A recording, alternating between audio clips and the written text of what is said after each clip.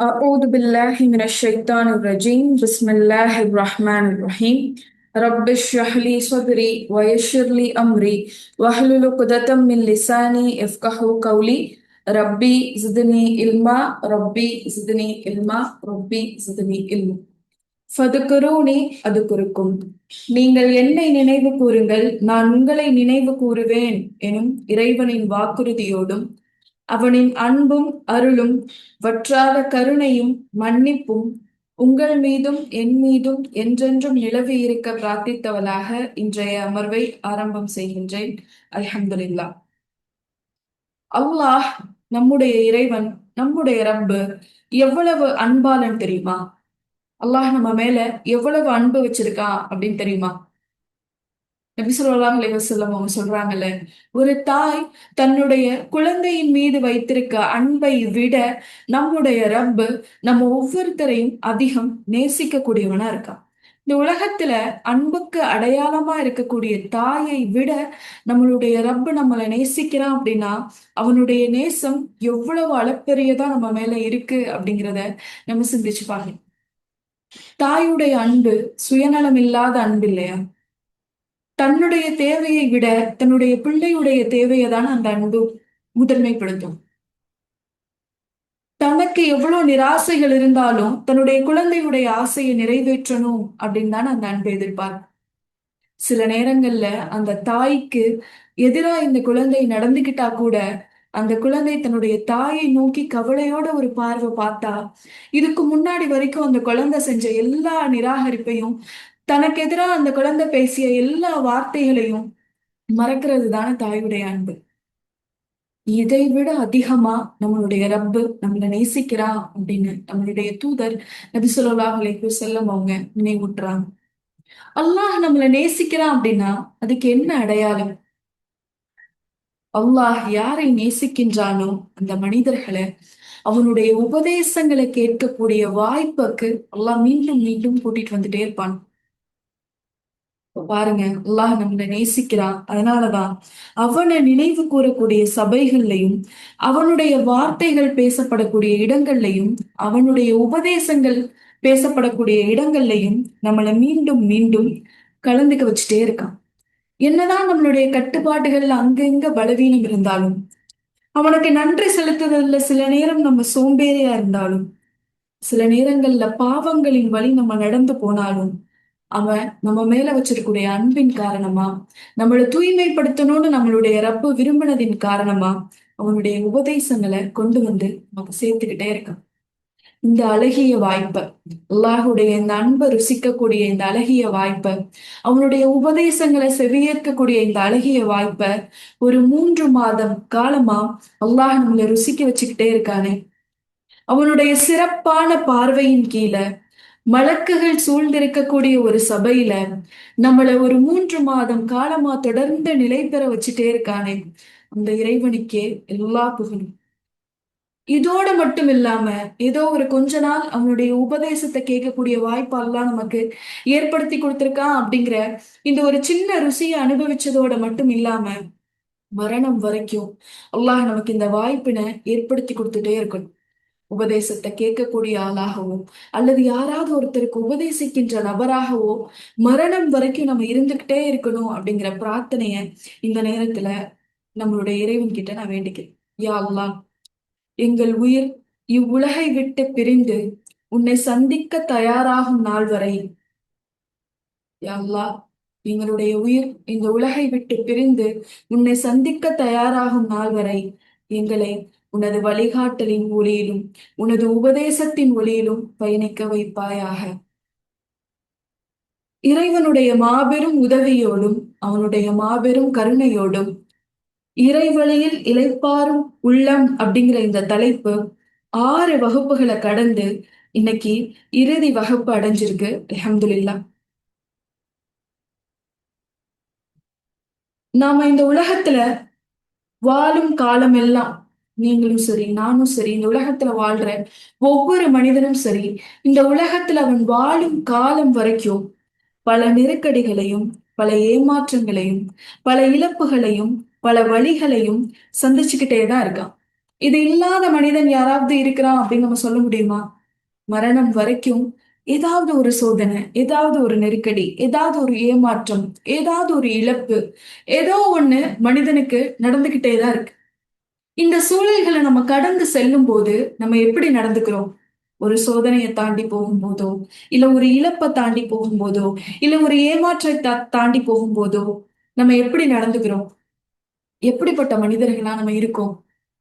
சில நேரம் நம்ம எப்படி இருக்கோம் அப்படின்னா, வெளிப்படையா உடைஞ்சு அழக்கூடியவங்களா இருக்கும். நம்மளுடைய குடும்பத்தார் முன்னாடி, நம்மளுடைய நண்பர்கள் முன்னாடி, நம்மளுடைய உறவுகளுக்கு முன்னாடி வெளிப்படையா அழுது ஆறுதல் தேடக்கூடியவங்களா இருக்கும். சில நேரம் எப்படி இருக்கும் அப்படின்னா, யாருக்கும் தெரியாம மறைமுகமா, மௌனமா கண்ணீர் சிந்தி இந்த விஷயங்களை பத்தி நம்ம நினைச்சுக்கிட்டே இருக்கோம். இந்த ஏமாற்றங்களை பத்தியும், இந்த சோதனைகளை பத்தியும், அந்த வழிகளை பத்தியும் கவலைப்பட்டுட்டே இருக்கும். இன்னும் ஒரு சில நேரம் பார்த்தா நம்மளுடைய குடும்பத்தார்கிட்டையும், நண்பர்கள் கிட்டையும், உறவுகள் கிட்டையும் நான் நல்லா இருக்கேன் அப்படின்னு வெளியில காட்டிக்கிறோம். ஆனா மனதளவுல யாருக்கும் தெரியாத வகையில மௌனமான முறையில கண்ணீர் சிந்திக்கிட்டே தான் இருக்கும். எப்பயுமே நம்மளுடைய உள்ளத்தை ஒரு நெருக்கடியான நிலையிலேயே நம்ம வச்சுட்டு இருக்கோம். ஒரு தேவையில்லாத சுமைய சுமந்து செல்ற மனிதனை போல நம்மளுடைய உள்ளத்தை பாரமாவே வச்சு வாழ்ந்துட்டு இருக்கோம். இது இல்லைன்னு யாராவது சொல்ல முடியுமா? இப்படி இல்ல, எனக்கு எந்த கண்ணீரும் இல்ல, எந்த கவலையும் இல்ல, எந்த பாரமும் என்னுடைய மனதுல இல்ல. நான் ஒரு இலகுவான ஒரு வாழ்க்கை வாழ்றேன். நான் ஒரு நிம்மதியான ஒரு வாழ்க்கை வாழ்றேன். நான் கண்ணீரே சிந்துறது இல்ல. நான் கவலையே படுறது இல்ல. யாராவது சொல்ல முடியுமா? இல்ல இப்படிதான் நம்ம வாழ்ந்துட்டு இருக்கோமா? வெளிப்படையான துக்கங்களை, மறைமுகமான துக்கங்களை, இல்ல சில நேரங்கள்ல நடிப்பா நல்லா இருக்கேன் அப்படின்னு வெளியில நடிச்சுட்டு உள்ளுக்குள்ள கவலைப்பட்டுட்டு இருக்கோமா? எப்படி வாழ்றோம்? கவலையோட தான் இருக்கும். சில நேரங்கள்ல பொய்யான வாழ்க்கையாவும் வாழ்ந்துட்டு இருக்கோம். நல்லா இருக்கிறதா நம்மள நாமளே ஏமாத்திட்டு இருக்கோம். இல்ல நம்மள சுத்தி உள்ள மனிதர்களை ஏமாத்திட்டு இருக்கோம். கவலைகள் அப்ப இருக்கு. இப்படி வாழ்றதுதான் நம்மளுடைய இறைவன் விரும்புறானா? இதுதான் நம்மளுடைய இறைவன் விரும்புறானா? நீ கவலையோட இரு, சோகத்தோட இரு, நடிச்சுட்டே இரு, வெளியில நல்லா இருக்கிறதாவும் உள்ள கவலைப்பட்டுக்கிட்டே நீ நடிச்சுட்டே இரு. இப்படி வாழ நம்மளுடைய ரப்பு நமக்கு சொல்றானா? இததான் நம்மளுடைய ரப்பு நம்ம கிட்ட இருந்து எதிர்பார்க்கிறானா அப்படின்னு கேட்டா இல்ல. அல்லாஹ் சொல்றான், என்னுடைய அடியார்கள், என்னுடைய அடியார்கள், இபாதுர் ரஹ்மான்கள், அல்லாஹுடைய நேசர்கள், அல்லாஹுடைய அவுலியாக்கள், அல்லாஹுடைய நண்பர்கள் எப்படி இருப்பாங்க அப்படின்னு சொல்லும்போது அல்லாஹ் தன்னுடைய திருமறை குரான்ல சொல்றான்ல, இன்ன அவுலியா அல்லாஹ லா ஹவுஃபுன் அலைஹிம் வலாஹும் யஹ்சனூன். நிச்சயமாக அல்லாஹுவின் நேசர்களுக்கு எவ்வித அச்சமும் இல்லை, அவர்கள் துக்கப்படவும் மாட்டார்கள். இது யாரு? அல்லாஹுடைய நேசர்கள் எப்படி இருப்பாங்க அப்படின்னு அல்லாஹ் சொல்லி காட்டுறான். இப்ப நம்ம எல்லாம் அல்லாஹுடைய நேசர்னு சொல்லிக்கிறோமே, அல்லாஹ் என்ன நேசிக்கிறான், அல்லாஹ் நேசிக்கக்கூடிய மனிதனா வாழணும்னு முயற்சிக்கிறேன், எவ்வளவு முயற்சிகள் இதுக்காக நம்ம செய்யறோம். அல்லாஹ் சொல்லக்கூடிய இந்த தன்மை நம்ம கிட்ட இருக்கா? ஒரு உண்மையான இறைநேசர் எப்படி இருப்பார் அப்படின்னா, அவருக்கு எந்த பயமும் இல்லை, அவர் கவலைப்படவே மாட்டார், அவர் துக்கப்படவே மாட்டாருன்னு அல்லாஹ் சொல்றானே. நம்மளுடைய வாழ்க்கை இது போல இருக்கா? இதுக்கு எதிர்மறையான வாழ்க்கையை தானே பல நேரங்கள்ல நம்ம வாழ்ந்துட்டு இருக்கோம். சோகமா இருக்கிறதும் கவலையா இருக்கிறதும் ஒரு இன்பமா நினைச்சு ஒரு சில மக்கள் இங்க வாழ்ந்துட்டு இருக்காங்க. தன்னுடைய கவலைகளையும் தன்னுடைய கஷ்டங்களையும் பிறர்கிட்ட புலம்பி ஆதரவு தேடுறது ஒரு வகையான மக்கள். இன்னும் ஒரு சிலர் எப்படி இருக்காங்கன்னா, யாராவது அவங்களுடைய கவலைகளை பத்தி சொன்னா இவங்க உடனே பேச ஆரம்பிச்சிருவாங்க. இதெல்லாம் ஒரு கவலையா? எனக்கு என்ன நடந்துச்சு தெரியுமா, என் வாழ்க்கையில நான் எவ்வளவு சோதனைகள் அனுபவிக்கிறேன் தெரியுமா? இப்போ தன்னுடைய இழப்பு தான் பெருசு அப்படின்னு நிரூபிக்கிறதுக்காக ஒரு சில மனிதர்கள் இந்த உலகத்துல வாழ்ந்துட்டு இருக்காங்க. இன்னும் ஒரு சிலர் எப்படி இருக்காங்கன்னா, ஏதாவது கொஞ்சம் கவலையான நிகழ்வு நடந்தா கூட ஒரு சோகமான ஸ்டேட்டஸ். ஏமாற்றப்பட்டேன், நான் கவலையா இருக்கேன், நான் சோதனையில இருக்கேன், நான் கண்ணீரோட இருக்கேன், என்னை விட்டுட்டு போன மனிதர்கள், இந்த மாதிரி ஸ்டேட்டஸ் வச்சு வாழ்ந்துட்டு இருக்காங்க. இன்னும் ஒரு சிலர் சோகமான பாடல்களை கேட்டு அதே சோகத்துக்குள்ள இருந்து வெளிவரக்கூட விரும்பாம அதுக்குள்ளேயே இருந்துகிட்டே இருக்காங்க. ஆனா நம்மளுடைய ரப்பு இதெல்லாம் எதையும் விரும்பலை. கவலைக்குள்ளே இருக்கிறதையும், கவலை கவலைகளுக்குள்ள கிடைக்கிற ஒரு மகிழ்ச்சியிலையும் ஒரு இபாதுர் ரஹ்மான் இருக்க மாட்டாருன்னு அல்லாஹ் சொல்றான். ஒரு உண்மையான இறைநேசருக்கு அச்சமும் இல்லை, துக்கமும் இல்லைன்னு அல்லாஹ் சொல்றான். நபி ஸல்லல்லாஹு அலைஹி வஸல்லம் அவங்களும் இதை தானே சொல்றாங்க. நம்ம இந்த வகுப்புடைய ஆரம்ப கட்ட இதுலயே இதை நம்ம இதை பார்த்தோம். நபி ஸல்லல்லாஹு அலைஹி வஸல்லம் சொல்றாங்கல்ல, ஒரு இறை நம்பிக்கையாளருடைய நிலை எனக்கு மகிழ்ச்சியை கொடுக்குது. ஒரு இறை நம்பிக்கையாளருடைய நிலை எனக்கு மகிழ்ச்சியை கொடுக்குது. அவர் இன்பமோ துன்பமோ இரண்டுலையும் அல்லாஹ்வை சார்ந்தே இருக்கார். ஒரு நாணல் செடி போல சோதனை வரும்போது வளர்ந்தாலும் மீண்டும் தன் இறைவன் கிட்டே அவர் வந்துடுறாரு. அப்போ இந்த அடையாளம் தாங்கிய மனிதர்களா நம்ம எப்ப மாற போறோம்? இறைவனின் நேசர்கள் இவங்க, அவங்க அச்சப்பட மாட்டாங்க, அவங்களுக்கு கவலையே கிடையாது அப்படிங்கிற இந்த அடையாளத்தை எப்ப நம்ம பெற்றுக்க போறோம்? இந்த அடையாளத்தோட நம்மளுடைய ரப்ப சந்திக்கிறதுக்கு ஏதாவது வாய்ப்பு இருக்கா? நாளை மறுமையில ஒவ்வொரு மனிதரும் அல்லாஹ் முன்னாடி கொண்டு வரப்படும் போது அடையாளங்கள் இல்லாம கொண்டு வரப்பட மாட்டாங்க. எப்படி இந்த பூமியில உங்களுக்குன்னு ஒரு அடையாளம், எனக்குன்னு ஒரு அடையாளம் இருக்குல்ல? என்ன இருக்கு? உங்களுக்கு உங்களுடைய பேர், உங்க தாய் தந்தையுடைய பேர், உங்களுடைய கணவருடைய பேர், நீங்க ஏதாவது ஒரு ஒரு விஷயத்துல சிறந்தவங்களா இருந்தீங்கன்னா அது உங்களுடைய அடையாளம். இப்ப எனக்கு என்னுடைய பேர், என்னுடைய பொறுப்பு, எனக்கான நிர்வாகம், இல்ல நான் என்னுடைய கட்டுப்பாட்டுக்கு கீழே இருக்கக்கூடிய மனிதர்கள், இதெல்லாம் என்னுடைய அடையாளம். அப்போ அல்லாஹ் இந்த பூமியில வாழும்போது ஒவ்வொருத்தருக்கும் ஒவ்வொரு அடையாளம் கொடுத்திருக்கான். மறுமையில போகும்போது இந்த அடையாளங்கள்லாம் என்ன ஆகும்? இந்த அடையாளங்கள் இருக்காது. இதுக்கு பதிலா வேற ஒரு அடையாளம் இருக்கும். இவங்க அல்லாஹ்வுடைய அன்பிற்குரியவங்க, இவங்க அல்லாஹ்வுடைய கோபத்திற்குரியவங்க, இவங்க அல்லாஹ்வுடைய திருப்திக்குரியவங்க, இவங்க அல்லாஹ்வுடைய அதிருப்திக்குரியவங்க, இவங்க தொழுகையை நிலைநிறுத்தினவங்க, இவங்க ஜக்காத்தை நிலைநிறுத்தினவங்க, இவங்க நோன்பை கடைபிடிச்சவங்க, இவங்க ஏமாற்றினவங்க, இவங்க பொய் சொன்னவங்க. அடையாளங்களோட தான் சகோதரிகளா நாளைக்கு நம்ம மறுமையில எழுப்பப்படும். இப்ப நமக்கான அடையாளமா நம்ம என்ன தயார்படுத்தி வச்சிருக்கோம்? அல்லாஹ் நம்மளை எப்படி அடையாளப்படுத்துவான்? ஒரு பொய்யன்னா அவனுடைய நெற்றியில எழுதப்பட்டிருக்கும். ஒரு மோசடிக்காரன்னா அல்லாஹ் அவனுக்கு ஒரு டேகே கொடுத்திருப்பான், இவன் மோசடிக்காரன் அப்படின்னு. அல்லாஹுடைய வசனங்களை நிராகரிச்சவங்க குருடர்களாவும் செவிடர்களாவும் எழுப்பப்படுவாங்க. இது அவங்களுடைய அடையாளம். அல்லாஹ் தன்னுடைய திருமறை குர்ஆன்ல சொல்லி காட்டுறான். இந்த பூமியில உனக்கு நான் இந்த அருட்கொடைகளை கொடுத்தேன், அதை வச்சு நீ எதுவுமே பயன்படுத்தல. இன்றைய தினத்துல அந்த அருட்கொடைகள் உன்கிட்ட இருந்து எடுக்கப்பட்டுருச்சு. இறைவா, நான் பூமியில பார்வையோட இருந்தனே, இந்த பார்வையை நீ பயன்படுத்தல. என்னுடைய உபதேசங்களை நீ இதை கொண்டு சிந்திச்சு பார்க்கல. அதனால உன்னுடைய அடையாளம், உன்னுடைய கௌரவம் இன்னைக்கு பறிக்கப்பட்டுருச்சு. உன் பார்வை உன்கிட்ட இல்ல, உன்னுடைய செவித்திறன் உன்கிட்ட இல்ல, அல்லாஹ் பறிச்சிருவா. இப்ப இதெல்லாம் அடையாளங்கள். அப்போ அல்லாஹ் ஒரு சில மனிதர்களுக்கு அடையாளம் கொடுக்குறான். என்னன்னா அவங்க இறை நேசர்கள் அப்படிங்கிற அடையாளம். இப்போ எந்த அடையாளத்தோட நம்ம ரப்பு கிட்ட போய் நிக்கிறது நமக்கு பெருமையா இருக்கும்? நம்ம தொழுகையாளி, நம்ம நோன்பு வைக்கிறவங்க, நம்ம ஜக்காத் கொடுத்தோம், இது எல்லாத்தையும் விட இவங்கெல்லாம் அல்லாஹுடைய அவுலியா, அல்லாஹுடைய நேசர்கள் அப்படிங்கிற அடையாளத்தோட நம்ம ரப்பு கிட்ட போய் நிக்கிறது எவ்வளவு பெருமையா இருக்கும், எவ்வளவு சாட்டிஸ்பாக்சனா இருக்கும். நம்ம வாழ்ந்த வாழ்வுக்கு ஒரு முழுமையான அர்த்தம் உள்ளதா இருக்கும். அப்போ இப்படிப்பட்ட அடையாளத்தோட நம்ம ரப்பு கிட்ட போய் நிக்கணும்னா நமக்கு என்ன இருக்கக்கூடாதான்? அச்சமும் இருக்கக்கூடாது, கவலையும் இருக்கக்கூடாதுன்னு அல்லாஹ் சொல்றோம். இப்போ கவலை இல்லாமல் எப்படி வாழ்றது? எப்படி நம்மளுடைய உள்ளத்தை அமைதியா வச்சுக்கிறது? எதை பத்தியாவது ஒரு சிந்தனை, யோசனை, கவலை, கண்ணீர் இதெல்லாம் இல்லாம நான் எப்படி வாழ்றது? இறைவனுடைய அவுளியா, இறைவனுடைய நேசரா நம்ம எப்படி மாறுறது அப்படிங்கிறதுதான் இந்த தலைப்புடைய நோக்கமா, இந்த வகுப்புகள் எல்லாம் எடுக்கப்பட்டுட்டு இருந்ததுடைய நோக்கமாகவும் இருந்துச்சு. இறைவனின் நேசர்களாக மாறுவது எப்படி? அதுக்கு எத்தனை வழிமுறைகள் பார்த்தோம்? மனத கவலை இல்லாம, அச்சம் இல்லாம, இறைநேசரா நம்ம அடையாளப்படுத்திக்கிறதுக்கு என்னென்ன வழிமுறைகளை நம்ம பின்பற்றணும் அப்படிங்கிறத ஒவ்வொன்னா நம்ம ஒவ்வொரு வகுப்புல பார்த்துக்கிட்டே வந்தோம். ஞாபகம் இருக்கா? கடைசியா என்ன பார்த்தோம்? கடைசியா என்ன பார்த்தோம்னு யாருக்காவது நினைவு இருக்கா? நம்மளுடைய உள்ளங்களை சரி செய்வதற்குரிய வழிகள் என்ன? லாஸ்டா பார்த்தது மாஷா அல்லாஹ், தக்வா, தவக்குல், இரையச்சமும் தவக்கலும் இருக்கணும் அப்படிங்கிறத பார்த்தோம். சரி, இன்ஷா அல்லாஹ் இன்னைக்கு என்ன பார்க்க போறோம்? நம்மளுடைய உள்ளத்தை சரி செய்யக்கூடிய, மீண்டும் அல்லாஹுவை நோக்கி நம்மளுடைய உள்ளத்தை பயணிக்க வைக்க, கவலை இல்லாமல், கஷ்டம் இல்லாம ஒரு நிம்மதியான ஒரு வாழ்க்கை வாழ்வதற்கு நம்ம செய்ய வேண்டிய அடுத்த வழிமுறை என்னன்னா, இது வரைக்கும் 9 பார்த்தோம். இது 10வது வழிமுறை. என்ன அப்படின்னு பார்த்தோம் அப்படின்னா, துவா, பிரார்த்தனை. துவானா என்ன? துவானா என்ன? எதை நீங்க துவான்னு சொல்வீங்க?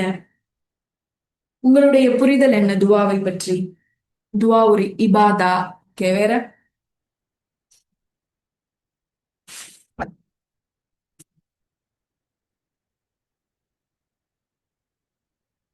ம்.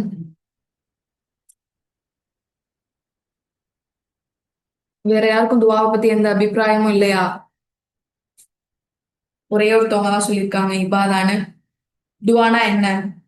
அல்லாஹ்வை அழைப்பது, அல்லாஹ் கிட்ட நம்மளுடைய தேவையை கேட்கறது, அல்லாஹ் கிட்ட நம்ம பேசுறது, நம்மளுடைய தேவைகளை கேட்கறது. ஓகே.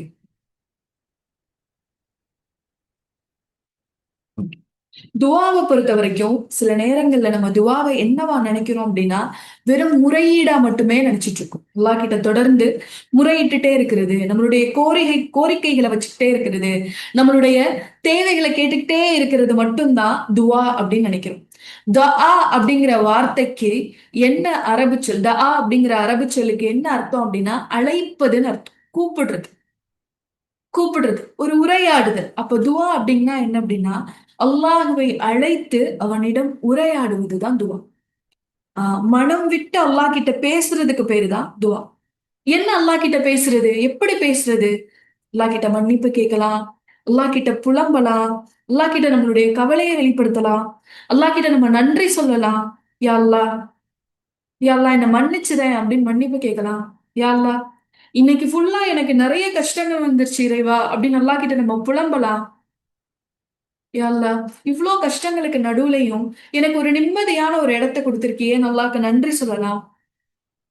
என்னை எப்போதும் வழி தவற வச்சிடாத இறைவா அப்படின்னு அல்லாஹ் கிட்ட நம்ம வழிகாட்டுதலை கேட்கலாம். அல்லாஹ் கிட்ட உதவி கேட்கலாம். இதுல எது வேணும்னாலும் நம்ம அல்லாஹ் கிட்ட பேசணும். இந்த உரையாடலுக்கு பேரு தான் துவா. நம்ம நினைக்கிற மாதிரி வெறுமன தேவைகளை மட்டுமே கேட்டுக்கிட்டே இருக்கிறது துவா கிடையாது. அல்லாஹ் கிட்ட ஒரு மனம் விட்டு உரையாடுறதுக்கு பேர் தான் துவா. நம்மளுடைய நெருக்கமான நபர்கள் கிட்ட எப்படி பேசுவோமோ, நம்ம நெருக்கமான நபர்கள் கிட்ட நம்மளுடைய உரையாடல் எப்படி இருக்குமோ, அது போன்ற ஒரு உரையாடலை அல்லாஹ் கிட்ட வச்சுக்கிறதுக்கு பேர் தான் துவா, பிரார்த்தனை. நம்மளுடைய கைகளை உயர்த்தி மனமாற நம்ம ரப்பு கிட்ட பேசுறோமே, அதுதான் துவா. இப்படிப்பட்ட ஒரு துவாவை தான் அல்லாஹ் விரும்புறான். இந்த மாதிரி யாரெல்லாம் தன்னோட உரையாடுறாங்களோ அந்த மனிதர்களை அல்லாஹ் அதிகம் நேசிக்கிறான். இப்போ நம்மளுடைய நெருக்கமான மனிதர்களோட பேசுறது போல அல்லாஹ் கிட்ட பேசுற ஒரு முறைதான் துவா. சரி, உங்களுக்கு நெருக்கமான மனிதர் யாரு? சாட்ல போடுங்க. உங்களுக்கு நெருக்கமான மனிதர் யாரு? உங்க க்ளோஸ், அவங்க பேரு போடுறாங்க போடலாம், இல்ல அவங்களுக்கான உங்களுடைய உறவு முறை போடுறாங்க போடலாம்.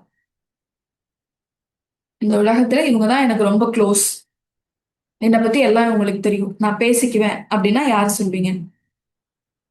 ஹஸ்பண்ட்? வேற? அம்மா, அத்தா, சிஸ்டர்? Okay, sister. சரி, இவங்கெல்லாம் உங்களுக்கு நெருக்கமானவங்க. யாருமே இல்ல. ஓகே. இந்த நெருக்கமான மனிதர்கள் கிட்ட கடைசியா எப்ப பேசுனீங்க? மனமாற எப்ப பேசுனீங்க இவங்க கிட்ட? இன்னைக்கு? இப்பதான்? ஓகே. என்ன பேசுனீங்க? நேத்து? இறைவன்? ஓகே. என்ன பேசுனீங்க? இந்த நெருக்கமான இந்த மனிதர்கிட்ட உங்களுடைய உறவுல ஒரு ஆளை கேட்டிருந்தோம். என்ன பேசுனீங்க? நலம் விசாரிச்சோம், நம்மளுடைய கவலைகளை சொல்லியிருப்போம், நம்மளுக்குள்ள பிரச்சனைகளை சொல்லியிருப்போம், நம்மளுடைய மகிழ்ச்சியை அவங்க கிட்ட பகிர்ந்திருப்போம். இவங்க கிட்ட பேசி முடிச்சிட்டு போனை வைக்கும்போது உங்களுடைய உணர்வு எப்படி இருந்தது?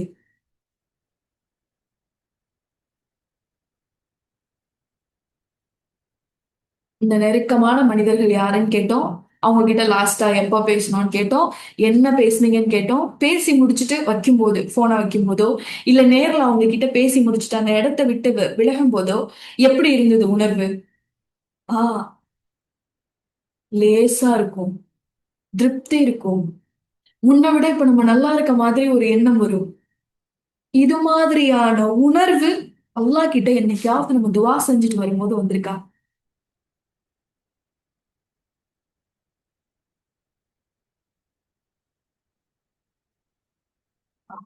இப்படி ஒரு உணர்வை ஏற்படுத்துறதுதான் சரியான துவா. எப்படி நம்ம நெருக்கமான மனிதர்கள் கிட்ட பேசிட்டு வரும்போது ஒரு நிம்மதி, ஒரு கம்ஃபர்ட், ஒரு பாதுகாப்பு இத உணர்றோமோ, அதே போல அல்லாஹ் கிட்ட துஆ செஞ்சுட்டு வரும்போதும், அந்த ஒரு நிம்மதி, ஒரு ரிலாக்சேஷன், ஒரு ரிலீஃப, ஒரு பெட்டர்னஸ நம்ம ஃபீல் பண்ணோம்னா, அதுதான் இறைவன் நேசிக்கக்கூடிய, இறைவன் வழிகாட்டிய பிரார்த்தனையா இருக்கு.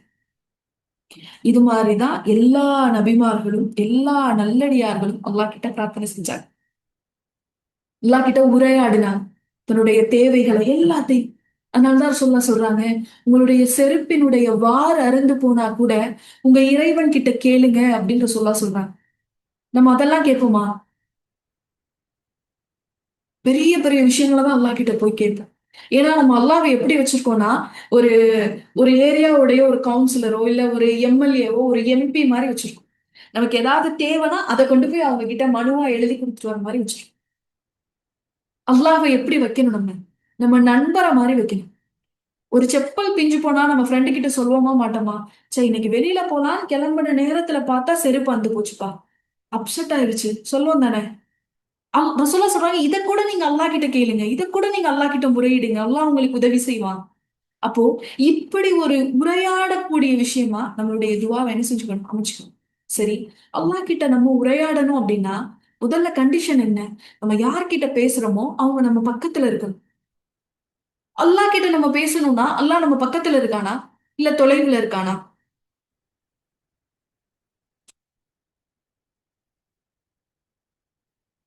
நம்ம பேசணும்னு சொல்றோமே, துஆ அப்படிங்கிறது அல்லாஹ்வுடனான உரையாடல்ன்னு சொல்றோமே. உரையாடலுக்கு நம்ம யார்கிட்ட உரையாடுறோமோ, அந்த நபர் அருகில இருக்கணுமே. அல்லாஹ் அருகில இருக்கானா? அல்லாஹ்வுடைய பெயர்கள்ல மிக முக்கியமான ஒரு பெயர் என்ன அப்படின்னு பார்த்தீங்கன்னா, அல் கரீப். அல் கரீப். அல்லாஹ் அருகில் இருப்பவன். ரொம்ப அருகாமையில இருப்பவன் அப்படின்னு அர்த்தம்.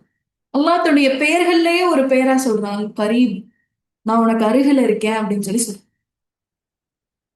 அல்லாஹ் தன்னுடைய திருமறை குர்ஆன்ல சொல்லும்போது சொல்றாங்க, இதா சஅலக இபாதி அன்னி இன்னி கரீபுன். நபியே, என்னை பற்றி என்னுடைய அடியார்கள் உம்மிடம் கேட்டால் நிச்சயமாக நான் சமீபமாக இருக்கின்றேன் அப்படின்னு சொல்லுங்க அப்படின்னு அல்லாஹ் தன்னுடைய தூதருக்கு கட்டளையிடுறான். என்னை பத்தி என்னுடைய அடியார்கள் கேட்டாங்கன்னா, நான் எங்கேயோ தொலைவுல எங்கேயோ இருக்கிறேன்னு சொல்லிடாதீங்க. நான் உங்களுக்கு சமீபமா இருக்கேன்னு சொல்லுங்க. அல்லாஹ் எவ்வளவு சமீபமா இருக்கான்னு தெரியுமா? எவ்வளவு பக்கத்துல இருக்கான் அல்லாஹ் நமக்கு? பக்கத்துல சேர்ல உட்கார்ந்திருக்க அளவு டிஸ்டன்ஸா? இல்ல ஒரு 1 மைல் 2 மைல் டிஸ்டன்ஸா? அல்லாஹ் நமக்கு எவ்வளவு பக்கத்துல இருக்கா? அந்த அருகாமைய, அந்த நெருக்கத்தை அல்லாஹ் தன்னுடைய திருமறை குர்ஆன்ல சொல்லும்போது சொல்றான், நாம் மனிதனை படைத்தோம்.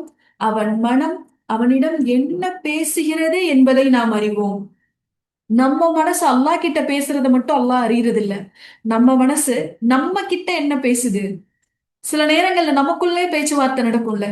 நமக்குள்ளே உரையாடல் நடக்கும்ல. அத கூட அல்லாஹ் கேட்கிற அளவு பக்கத்துல இருக்கானாம். அவன் பிடரியில் உள்ள உயிர் நரம்பை விட நாம் அவனுக்கு சமீபமாக இருக்கிறோம். நம்மளுடைய பிடரியுடைய உயிர் நரம்பை விட அல்லாஹ் நமக்கு சமீபமா இருக்கான். அல்லாஹ் எங்கேயோ இல்ல. உங்க பக்கத்துலதான் இருக்கா. இவ்வளவு சமீபமா இருக்கிற நம்மளுடைய இறைவனை நம்ம உணர்ந்திருக்கோமா? இவ்வளவு சமீபமா நம்ம உணர்ந்திருக்கோமா? இல்லையே. பல நேரங்கள்ல தனித்து விடப்பட்டதா தானே நம்ம நினைக்கிறோம். என்னுடைய குடும்பத்தார் என்கிட்ட அக்கறை காட்டல. என்னுடைய நண்பர்கள் எனக்கு அக்கறை காட்டல. என்னுடைய உறவுகள் என்னுடைய கவலையை பொருட்படுத்தல. இது எல்லாத்தையும் பெருசா நினைக்கிறோமே. அருகிலே இருக்கக்கூடிய நம்மளுடைய இறைவனை நம்ம உணர்ந்து என்னைக்காவது அழைச்சிருக்கோமா? யா அல்லாஹ், நீ கரீபா இருக்க. ரொம்ப நெருக்கமானவனா இருக்க. என்னுடைய பிடரியில் உள்ள உயிர் நரம்பை விட நீ எனக்கு சமீபமா இருக்க இறைவா. நான் உன்கிட்ட பேசுறேன் அப்படின்னு இந்த உணர்வோட அல்லாஹ் நம்ம அழைச்சிருக்கோமா? நம்ம நம்மள நாமளே அல்லாஹ்வை விட்டு தூரமாக்கிக்கிட்டு எப்படி வார்த்தைகளை நம்ம பயன்படுத்துறோம்னா, அல்லாஹ் என்னை விட்டு தூரமாயிட்டான் அப்படின்னு பயன்படுத்துறோம். தூரமா போகக்கூடியவனா நம்மளுடைய ரப்பு? நீங்க கேட்டா, என்னுடைய அடியார்கள் என்ன பத்தி கேட்டா, நான் அருகில இருக்கேன்னு சொல்லுங்க தூதரேன்னு கட்டளையிட்ட நம்மளுடைய ரப்பு நம்மளை விட்டு என்னைக்காவது தூரமா போவானா? உன்னுடைய உயிர் நரம்பை விட, ஒரு மனிதனுக்கு அந்த உயிர் நரம்பு அறுக்கப்பட்டா அவ்வளவுதான், அவன் இறந்துட்டான். அந்த முக்கியமான உயிர் நரம்பை விட உனக்கு நான் சமீபமா இருக்கிறேன்னு சொல்லக்கூடிய நம்ம ரப்பு நம்மளை விட்டு தூரமா போவானா? யாருதான் அல்லாஹ்வை விட்டு விலகி போறோம்? அருகில் இருக்கக்கூடிய இறைவனை விட்டு நம்ம தான் தூரமா போயிட்டே இருக்கோம். அப்போ மனம் பாரமா இருக்கும்போது, கவலைகளா இருக்கும்போது, அந்த மனதை லேசாக்கக்கூடிய ஒரு ஆயுதமா இஸ்லாம் நமக்கு கற்றுத்தரக்கூடிய விஷயம் என்னன்னா, துவா. பேசுங்க. அல்லாஹ் கிட்ட பேசுங்க. யார் யார்கிட்டயோ இந்த உலகத்துல பேசுறோமே, அற்பமான மனிதர்கள் கிட்ட பேசுறோமே, அவங்க திருப்பி நம்ம கிட்ட பேசலங்கிறதுக்காக நம்ம கவலைப்படுறோமே. ச்சே, நான் ஃபோன் பண்ணியும் அவங்க எடுக்கல. என்னுடைய கவலையை நான் அவங்க கிட்ட சொல்ல வந்தேன், அதை அவங்க கேலியா பேசினாங்க. யோசிச்சு பாருங்க, இந்த உலகத்துல நம்மளுடைய கவலைய, நம்மளுடைய பேச்ச யாராலையும் தொடர்ந்து கேட்கவே முடியாது. நம்மளுடைய தாய் தகப்பனா இருந்தா கூட ஒரு 10 தடவை, ஒரு 100 தடவை, ஒரு 1000 தடவை நம்மளுடைய புலம்பல கேட்பாங்களா? 1000 தடவைக்கு மேல என்ன ஆகும் உங்க மனசுல? பெற்ற பிள்ளைகளாவே இருந்தாலும் சலிப்பு வந்துரும். என்ன இதையே சொல்லிட்டே இருக்காங்க. ஆனா நம்மளுடைய ரப்பு சலிக்காம நம்மளுடைய உரையாடலை கேட்கக்கூடியவன். அதனாலதான் தன்னுடைய திருமறை குர்ஆன்ல சொல்றான், என்னை பற்றி என்னுடைய அடியார்கள் கேட்டா நான் சமீபமா இருக்கேன்னு சொல்லி, அவர்களுடைய பிடரி நரம்பை விட நான் உங்களுக்கு அருகில இருக்கேன்னு சொல்லி. இந்த உணர்வோட நம்ம அல்லாஹ் அழைச்சோம் அப்படின்னா, அல்லாஹ் என் கூட இருக்கான். என்னுடைய உயிர் நரம்பை விட எனக்கு பக்கத்துல இருக்கான். அல்லாஹ் எனக்கு வாக்குறுதி கொடுத்திருக்கான். என்னை அழைச்சா நான் அருகில இருக்கேன்னு சொல்லுங்க. என்கிட்ட பிரார்த்தனை செஞ்சா அவங்களுக்கு நான் பதில் அளிக்கிறேன்னு சொல்லுங்க. அல்லாஹ் தன்னுடைய திருமறை குர்ஆன்ல சொல்லியிருக்கான். அப்போ எனக்கும் பதிலளிப்பான் அப்படிங்கிற ஒரு உறுதியான உணர்வோடு, அல்லாஹ் நம்மளோட அருகிலே இருக்கான் அப்படிங்கிற எண்ணத்தோடு நம்ம அல்லாஹுவை அழைக்கும் போது நம்மளுடைய உள்ளம் இலகுவாகும் சொல்றேன். இந்த மாதிரியான அழைப்பதான் இறை தூதர்கள் அல்லாஹ் கிட்ட செஞ்சிருந்தாங்க. உதாரணம், நபி ஸல்லல்லாஹு அலைஹி வஸல்லம் அவங்க சவுரு குகையில மறைஞ்சிருந்த போது, ஹிஜ்ரத்தின் போது எதிரி படைகள் நபி ஸல்லல்லாஹு அலைஹி வஸல்லம் அவங்களை தேடி வந்துட்டாங்க. அவங்க எந்த குகைக்குள்ள இருந்தாங்களோ அந்த குகைக்கு மேல அவங்க நிக்கிறாங்க. அந்த குகையில ஒரு சின்ன ஒரு ஓட்டை இருந்தது. அந்த ஓட்டை வழியா பார்த்தா மேல அந்த மனிதர்கள் நிக்கிறது தெரியுது. கீழே குனிஞ்சு பார்த்தா அவ்வளவுதான். இவங்க 2 பேரும் நபி ஸல்லல்லாஹு அலைஹி வஸல்லம் அவங்களும் அபூபக்கர் சித்திக் ரலியல்லாஹு அன்ஹு உள்ள இருக்காங்க அப்படிங்கிறது தெரிஞ்சிடும். அபூபக்கர் சித்திக் ரலியல்லாஹு அன்ஹு பதட்டமாகறாங்க. யா ரசூலுல்லாஹ் வந்துட்டாங்க. யா ரசூலுல்லாஹ் வந்துட்டாங்க. பக்கத்துல வந்துட்டாங்க. அவங்க பேசுற சத்தம் கேக்குது. நெருங்கிட்டாங்க அப்படின்னு பதட்டம் அடைகிறாங்க அபூபக்கர் சித்திக் ரலியல்லாஹு அன்ஹு. இப்ப ரசூலுல்லாஹ் என்ன சொன்னாங்க? என்ன சொன்னாங்க? ரசூலுல்லாஹ் எதை ஆழமா உணர்ந்திருந்தாங்க? இன்னல்லாஹ மஅனா. நபி ஸல்லல்லாஹு அலைஹி வஸல்லம் அவங்க சொன்னாங்க, இன்னல்லாஹ மஅனா. அல்லாஹ் நம்மோடு இருக்கிறான். அல்லாஹ் நம்மோடு இருக்கிறான் அப்படின்னு ரசூலுல்லாஹ் சொன்னாங்க. இந்த வசனத்தை தொடர்ந்து தௌபாவுடைய 40வது வசனம்.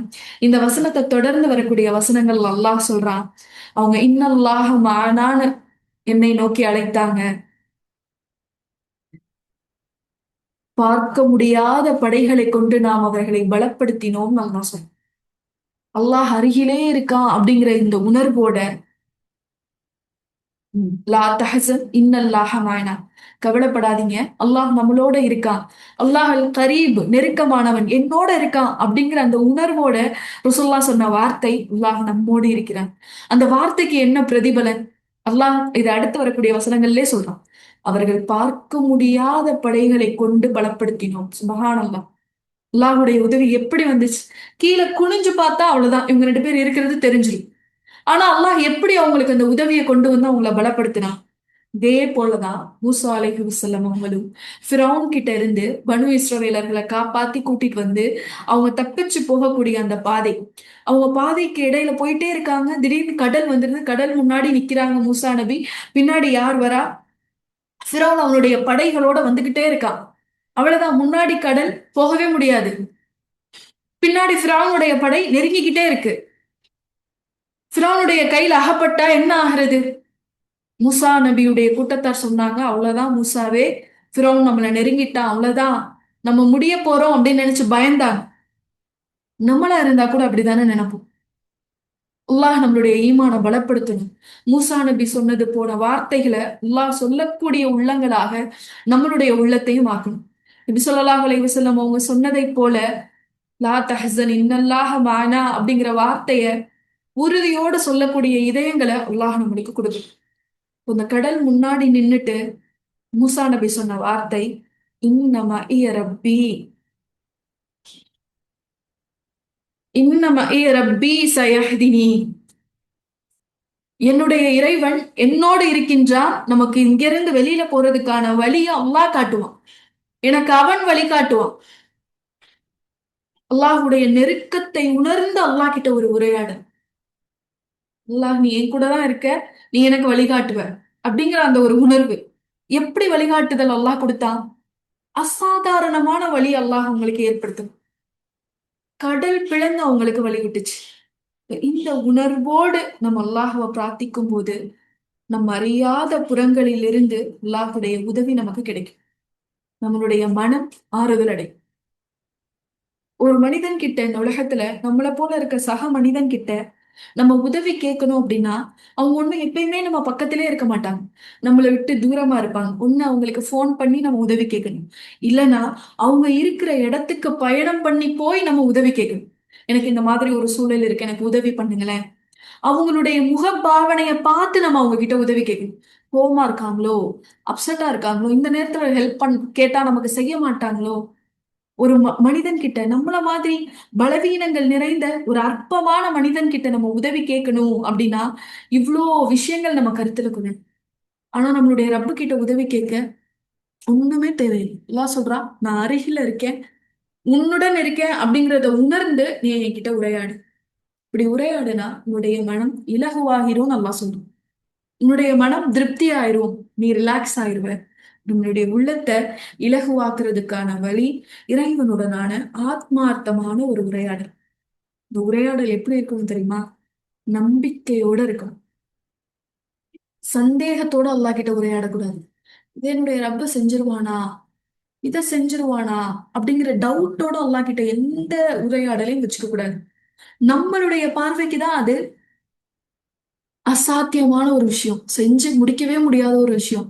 அல்லாஹுடைய பார்வையில அது ரொம்ப இலகுவானது. சில நேரங்கள்ல நம்ம துவா கேட்கும் போது ரொம்ப லாஜிக்கா யோசிக்க ஆரம்பிச்சிடுறோம். இது எப்படி நடக்கும்? இவ்வளவு முடியாம இருக்கும் போது இது எப்படி சரியாகும்?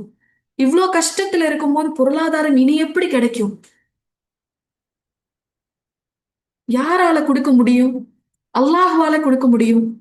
நம்மள ஒண்ணுமே இல்லாத நிலையிலிருந்து நம்மள மனிதனா படைச்ச நம்மளுடைய ரப்புக்கு வானங்களையும் பூமியையும் இதுல உள்ள ஒவ்வொரு உயிரினங்களையும் அவனுடைய கட்டளைக்கு கீழே வழி நடத்திட்டு வர்ற ரப்புக்கு இந்த உலகத்துல இருக்கக்கூடிய ஒரு விஷயத்த செய்யறது சாத்தியமானதா இல்ல கஷ்டமா?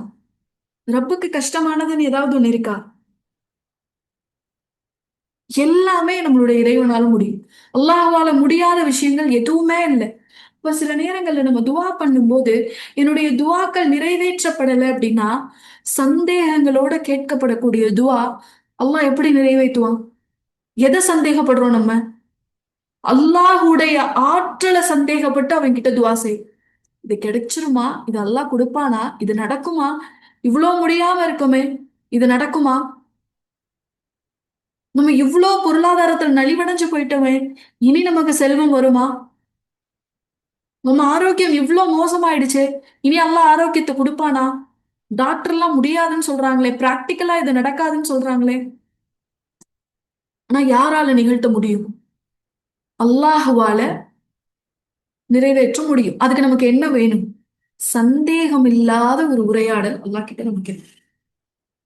நம்மளுடைய கைகளை உயர்த்தி அல்லாஹ் கிட்ட ரப்பி, என்னுடைய இறைவா அப்படின்னு நம்ம அழைச்சோம் அப்படின்னா அல்லாஹ் அந்த கைகளை வெறும் கையா திருப்பி அனுப்ப வெட்கப்படுறான்ற சொல்ல. நீங்க அல்லாஹுவை நோக்கி உங்களுடைய கைகளை உயர்த்தி அவனை அழைச்சு நீங்க பிரார்த்தித்தீங்க அப்படின்னா பிரார்த்தனைக்காக உயர்த்தப்பட்ட கைகளை வெறும் கையாக திருப்பி அனுப்ப அல்லாஹ் வெட்கப்படுறான் என்று சொல்ல. இப்ப எப்படிப்பட்ட ரப்பு கிட்ட நம்ம கேட்கிறோம்? கேட்டா சும்மா சும்மா அந்த கையை திருப்பி அனுப்ப வெட்கப்படுற நம்மளுடைய ரப்பு கிட்ட கேக்குது. சந்தேகம் இல்லாம இறைவனால முடியும் அப்படிங்கிற உறுதியான எண்ணத்தோட, அல்லாஹ் நமக்கு அருகிலே இருக்கான் அப்படிங்கிற எண்ணத்தோட அல்லாஹ்வை பிரார்த்திக்கக்கூடிய மனிதர்களா, அல்லாஹ்வை அழைக்கக்கூடிய மனிதர்களா இருக்கணும் இன்ஷா அல்லாஹ். அல்லாஹ்வை அழைக்கும் போது என்ன வார்த்தை சொல்லி அழைக்கிறது? அல்லாஹ்வுக்கு நிறைய பேர் இருக்கே. அர் ரஹ்மான் இருக்கே, அர் ரஹீம் இருக்கே, மாலிக் இருக்கு, குத்தூஸ் இருக்கு, சலாம் இருக்கு, அல்லாஹ் இருக்கு. எப்படி அழைக்க அல்லாஹ்வை? நீங்க எப்படி அழைப்பீங்க உங்களுடைய இறைவனை துஆவின் போது?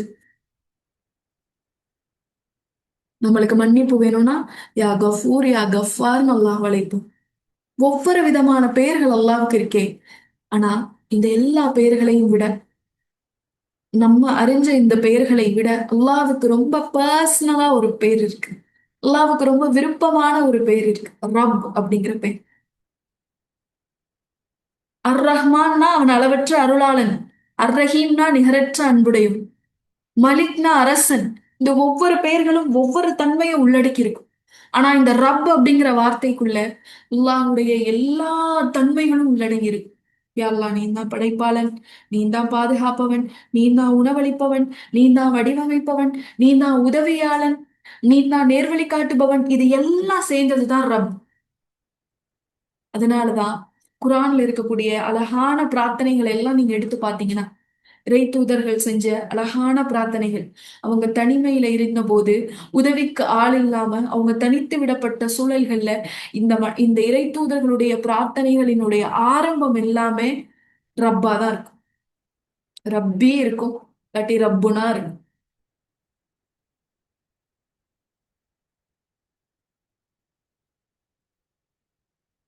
ஒண்ணு ரப்பி அல்லது ரப்பனா, எங்களுடைய இறைவா, இல்ல என்னுடைய இறைவா. அப்போ இறைவனை அழைக்கும் போது அவன் நெருக்கமா இருக்கான் அப்படிங்கறதோட நம்ம அழைக்கணும். சந்தேகம் இல்லாம அவனை அழைக்கணும். மூணாவது, ரப் அப்படிங்கிற வார்த்தையை பயன்படுத்தி நம்ம அழைக்கணும்ல. யா அல்லாஹ், நீ என்னை படைச்ச, எனக்கு உணவளிச்ச, என்னுடைய தேவைகளை நிறைவேத்துற, என்னை பாதுகாக்கிற, எனக்கு உதவியாளனா இருக்க, உன்னால மட்டும்தான் இறைவா எனது தேவைகளை நிறைவேற்றி கொடுக்க முடியும் அப்படிங்கிற உணர்வோட இறைவனை நோக்கி அழைக்கக்கூடியவங்களா இருக்கும். இந்த உணர்வு இல்லாம நம்ம அல்லாஹுவை அழைக்கும் போது ஷைத்தான் நம்மள இலகுவா வழிகெடுத்துட்டு போயிடும். நம்மள அல்லாஹ் மேல நம்பிக்கை இழக்க வச்சிரும். நீ கேட்டுட்டே இருக்க, இந்த பிரார்த்தனை உனக்கு நிறைவேற்ற கொடுக்கவே இல்லையே இறைவன். நீ கேட்டுட்டே இருக்க, உனக்கு நிம்மதி கொடுக்கவே இல்லையே உன்னுடைய இறைவன். ஏன் கேட்கிற அப்படிங்கிற எண்ணத்தை ஷைத்தான் நமக்கு ஏற்படுத்தும். அப்போ இறைவனை நோக்கி நம்ம அழைக்கிறது, அல்லாஹோட உரையாடிக்கிட்டே இருக்கிறது நம்மளுடைய உள்ளத்தை அமைதிப்படுத்தக்கூடியதா இருக்கு. அல்லாஹ்வோட உரையாடுறதுக்கு நேரமோ, இடமோ, அழகான வார்த்தைகளோ எதுவுமே தேவை. நீங்க தொழுகைக்கு பின்னாடி அழைக்கலாம். நீங்க படுத்திருக்கும் போது அல்லாஹ் கிட்ட உரையாடலாம். நீங்க நடந்துட்டு இருக்கும் போது அல்லாஹ் கிட்ட துவா செய்யலாம். எல்லா நிலைகள்ல இருந்தும் நீங்க உங்களுடைய இறைவனை அழைக்கலாம். அல்லாஹ் நம்மளுடைய அழைப்புக்காக காத்துக்கிட்டே இருக்கான். என்கிட்ட உரையாட மாட்டானா என்னுடைய நேசன், என்னுடைய அடியான் என்கிட்ட உரையாட மாட்டானா அப்படின்னு அல்லாஹ் விரும்புறான் உரையாடுறத. இப்படி நம்ம அல்லாஹ் கிட்ட உரையாடும் போது நம் அறியாத புறங்களிலிருந்து அல்லாஹ்வுடைய உதவி நமக்கு கிடைக்கும். இந்த உதவியிலே பிரதான உதவி என்னன்னா, உங்களுடைய உள்ளம் அமைதி பெறக்கூடியதா மாறும் இன்ஷா அல்லாஹ். இந்த பிரார்த்தனைக்கு ஒரே ஒரு நிகழ்வை மட்டும் நான் சொல்றேன். இது ஒரு உரையில நான் கேட்ட ஒரு நிகழ்வு. துவா எப்படி அல்லாஹ் அழைச்சாங்க அப்படிங்கிறதுக்கான ஒரு நிகழ்வு. ஒரு பெண்மணி இருந்தாங்க. அந்த பெண்மணியுடைய கணவரை போலீஸ் அரெஸ்ட் பண்ணிட்டு போயிட்டாங்க. ஏதோ ஒரு சின்ன ஒரு கன்ஃபியூஷன்லயோ ஒரு டவுட்லயோ அரெஸ்ட் பண்ணிட்டு போறாங்க. வீட்ல அந்த பெண்மணியும் அவங்களுடைய பெண் பிள்ளையும் இருக்கு. சின்ன வயசுல ஒரு குழந்தை இருக்கு. கணவர் அரெஸ்ட் பண்ணிட்டு போயிட்டாங்க. கையில ஒரு பைசா இல்ல, எதுவுமே இல்ல. யாருக்கும் ஃபோன் பண்ணவும் முடியாது. ஒரு இக்கட்டான ஒரு சூழல்ல இந்த பெண் மட்டும் வீட்ல இருக்காங்க. இந்த பெண்ணும் வயதான இந்த பெண்ணுடைய மாமனார் மட்டும் இருக்காங்க. பார்த்தா குழந்தைக்கு காய்ச்சல் அடிக்குது. கொஞ்சம் கொஞ்சமா கூடிட்டே இருக்கு. 99 இருக்கு, 100 இருக்கு, கூடிட்டே இருக்கு. இவங்களுக்கு என்ன பண்றதுன்னே தெரியல. வயதானவர், இவரால போய் யாரையும் உதவிக்கும் கூட்டிட்டு வர முடியாது. டாக்டருக்கு போனா அங்க போய் ஹாஸ்பிட்டல்ல கொடுக்கறதுக்கான பொருளாதாரம் கையில எதுவுமே இல்ல. யார்கிட்ட கேக்குறது? என்ன பண்றாங்க? அந்த பெண்ணை தொட்டு பாக்குறாங்க, காய்ச்சல். நேரா ஓடி போறாங்க, 2 ரக்காயத் தொழுகுறாங்க, அல்லாஹ் கிட்ட பேசுறாங்க. திரும்ப ஓடி வராங்க, தொட்டு பாக்குறாங்க, காய்ச்சடிக்குது. இன்னும் முன்ன விட காய்ச்சல் இப்ப அதிகமா இருக்கு. திரும்ப ஓடி போறாங்க, 2 ரக்காத் தொழுகிறாங்க, அல்லாஹ் கிட்ட முறையிடுறாங்க, அல்லாஹ் கிட்ட பேசுறாங்க, அல்லாஹ் கிட்ட உதவி கேட்கறாங்க. திரும்ப வராங்க, தொட்டு பாக்குறாங்க, காய்ச்சல் குறையல, இன்னும் காய்ச்சல் முன்ன விட கூடுது. திரும்ப வராங்க, தொழுகிறாங்க, துவா செஞ்சுட்டே இருக்காங்க. அந்த பெண்ணுடைய வேலையே என்னன்னா, அந்த பொண்ணை தொட்டு பார்க்க, காய்ச்சடிக்குதா என்னன்னு பார்க்க, ஃபீவர் எப்படி இருக்குன்னு பார்க்க, தொடக்க வந்து தொழுக, இதையே செஞ்சுட்டே இருக்காங்க. திடீர்னு பார்த்தா அவங்களுடைய வீட்டுடைய காலிங் பெல் அடிக்குது. இவங்க போய் யாரு அப்படின்னு திறந்து பார்த்தா ஒரு டாக்டர் வீட்டு வாசல்ல நிக்கிறார். இங்க ஒரு பெண்ணுக்கு முடியலன்னு போன் வந்துச்சு, அந்த குழந்தை எங்க அப்படின்னு கேக்குறாங்க. நேரா உள்ள வராங்க, அந்த குழந்தைக்கு பாக்குறாங்க, மருத்துவம் பண்றாங்க, மருந்தெல்லாம் எழுதி கொடுத்துட்டு ஒரு சிட்டையில அந்த டாக்டரோட ஃபீஸையும் எழுதி கொடுக்குறாங்க, இது எனக்கான தொகை அப்படி. அப்ப அந்த பெண் சொல்றாங்க, என்கிட்ட கொடுக்கறதுக்கு பணம் எதுவும் இல்லைங்க. பணம் இல்லைன்னா அப்புறம் எதுக்கு ஃபோன் பண்ணி கூப்பிட்டீங்க? இந்த பெண் சொல்றாங்க, நான்லாம் ஃபோன் பண்ணலைங்க, நான் ஃபோன் பண்ணல. இப்ப யாரு ஃபோன் பண்ணா? நீங்க காய்ச்சல் ஃபோன் பண்ணனால தான் நான் வந்தேன். இங்க குழந்தையும் முடியாம தானே இருக்கு. ஃபோன் பண்ணி கூப்பிட்டுட்டு இப்ப என்ன என்னுடைய தொகையை தரமாட்டேன்னு சொல்றீங்க அப்படின்னு. அப்ப இந்த சத்தம் கேட்டுட்டு இருக்கோமே, பக்கத்து வீட்டுல இருக்கவங்க வெளியில வராங்க. வெளியில வந்து சொல்றாங்க, டாக்டர் வந்துட்டீங்களா? நாங்க தான் கூப்பிட்டோம், எங்களுடைய பிள்ளைக்கு தான் முடியல அப்படின்னு. இவர் எதுவுமே பேசாம உள்ள போயிடுறாரு. அந்த பக்கத்து வீட்டுல இருக்கக்கூடிய குழந்தைய போய் பார்த்துட்டு மருந்து கொடுத்துட்டு இவர் வர்றாரு. போகும்போது இந்த பெண் கிட்ட சொல்லிட்டு போறாரு, இது அல்லாஹ்வுடைய உதவி உங்களுக்கு. நீங்க அல்லாஹ் கிட்ட என்ன துவா செஞ்சீங்கன்னு தெரியல. சுபஹானல்லாஹ். அப்போ அல்லாஹ் நம்ம கேட்கக்கூடிய விஷயத்த எப்படி நமக்கு நிறைவேற்றி கொடுப்பான் அப்படிங்கிறத சொல்லவே முடியாது. அதனாலதான் ரப்பு சொல்றான், நீங்க உறுதியோட என்ன நோக்கி அலைங்க, அறியாத புறத்திலிருந்து நான் உங்களுக்கு உதவி செய்வேன். பக்கத்து வீட்டுக்கு வந்தவங்க தவறுதலா இந்த வீட்டுல பெல் அடிச்சு குழந்தைக்கு முடியலையே அப்படின்னு கேட்டு உள்ள வந்து மருத்துவம் பார்த்துட்டு போறாங்க. இது யாருடைய உதவி? அல்லாஹ்வுடைய உதவி. இந்த பெண்ணை போல நம்ம அல்லாஹ் கிட்ட உரையாடக்கூடியவங்களா இருக்கோமா? இது மாதிரியான எத்தனை உரையாடல்கள் நமக்கும் நம்மளுடைய ரப்புக்கும் இருந்திருக்கு. இப்போ நம்மளுடைய உள்ளத்தை அமைதி பெற வைக்கணும்னா இறைவன் கிட்ட பிரார்த்திக்கிறத தவிர, இறைவன் கிட்ட நம்மளை சரணடைஞ்சுக்கிறத தவிர வேற ஒரு சிறந்த வழிமுறை இல்லை அப்படிங்கிறத இஸ்லாம் நமக்கு கற்றுக் கொடுக்குது. அடுத்ததா, இது 10வது வழிமுறை. 11வது வழிமுறை என்ன அப்படின்னா, அல்லாஹுவை நினைவு கூறுவது உள்ளங்களை அமைதியுற செய்யும். அல்லாஹுவை நினைவு கூறுவது உள்ளங்களை அமைதியுற செய்யும். நம்மளுடைய உள்ளம் அமைதி அடையணும், நம்ம ரொம்ப ஸ்ட்ரெஸ்ஸா இருக்கோம், நம்ம ரிலாக்ஸ் ஆகணும்னா நம்ம பல்வேறு முறைகளை கையாளக்கூடியவங்களா இருக்கும். திடீர்னு நமக்கு பிடிச்சவங்களுக்கு ஃபோன் பண்ணி பேசினா ரிலாக்ஸா இருக்கிறதா நினைப்போம். நம்மளுடைய நண்பர்கள் வீட்டுக்கு போயிட்டு வந்தா அந்த ஸ்ட்ரெஸ் கொஞ்சம் குறையும்னு நினைப்போம். ஒரு நல்ல உணவு சாப்பிட்டா அந்த ஸ்ட்ரெஸ் குறையும்னு நினைப்போம். இல்ல எங்கேயாவது வெளியில போயிட்டு வந்துட்டா, ஒரு நல்ல படம் பார்த்துட்டா, இல்ல ஒரு பாட்டு கேட்டுட்டா, ஒவ்வொருத்தரும் அவங்களுடைய உள்ளத்தை ஒவ்வொரு வகையில ஆசுவாசப்படுத்திக்குவாங்க, அமைதிப்படுத்திக்குவாங்க. ஆனா அல்லாஹ் சொல்றான், உண்மையாவே உங்களுடைய உள்ளம் எப்ப அமைதி பெறும் தெரியுமா? அல்லாஹுவை நீங்கள் நினைவு கூறும் போது. அலா பிதிக்ரில்லாஹி தத்மா இன்னுல் குலூப். அல்லாஹுவை நினைவு கூறுவதை கொண்டுதான் இதயங்கள் அமைதி பெறுகின்றன அப்படின்னு அல்லாஹ் சொல்.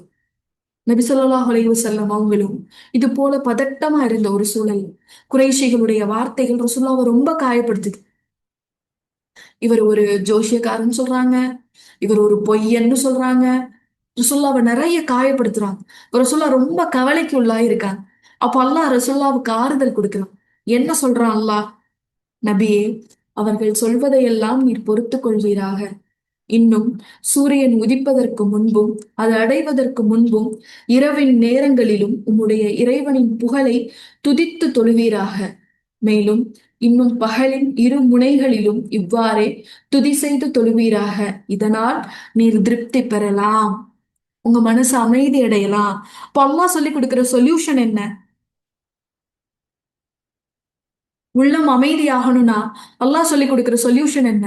திக்ரு செய்யுங்க, இறைவனை நினைங்க, உங்களுடைய உள்ளம் அமைதி பெறும்.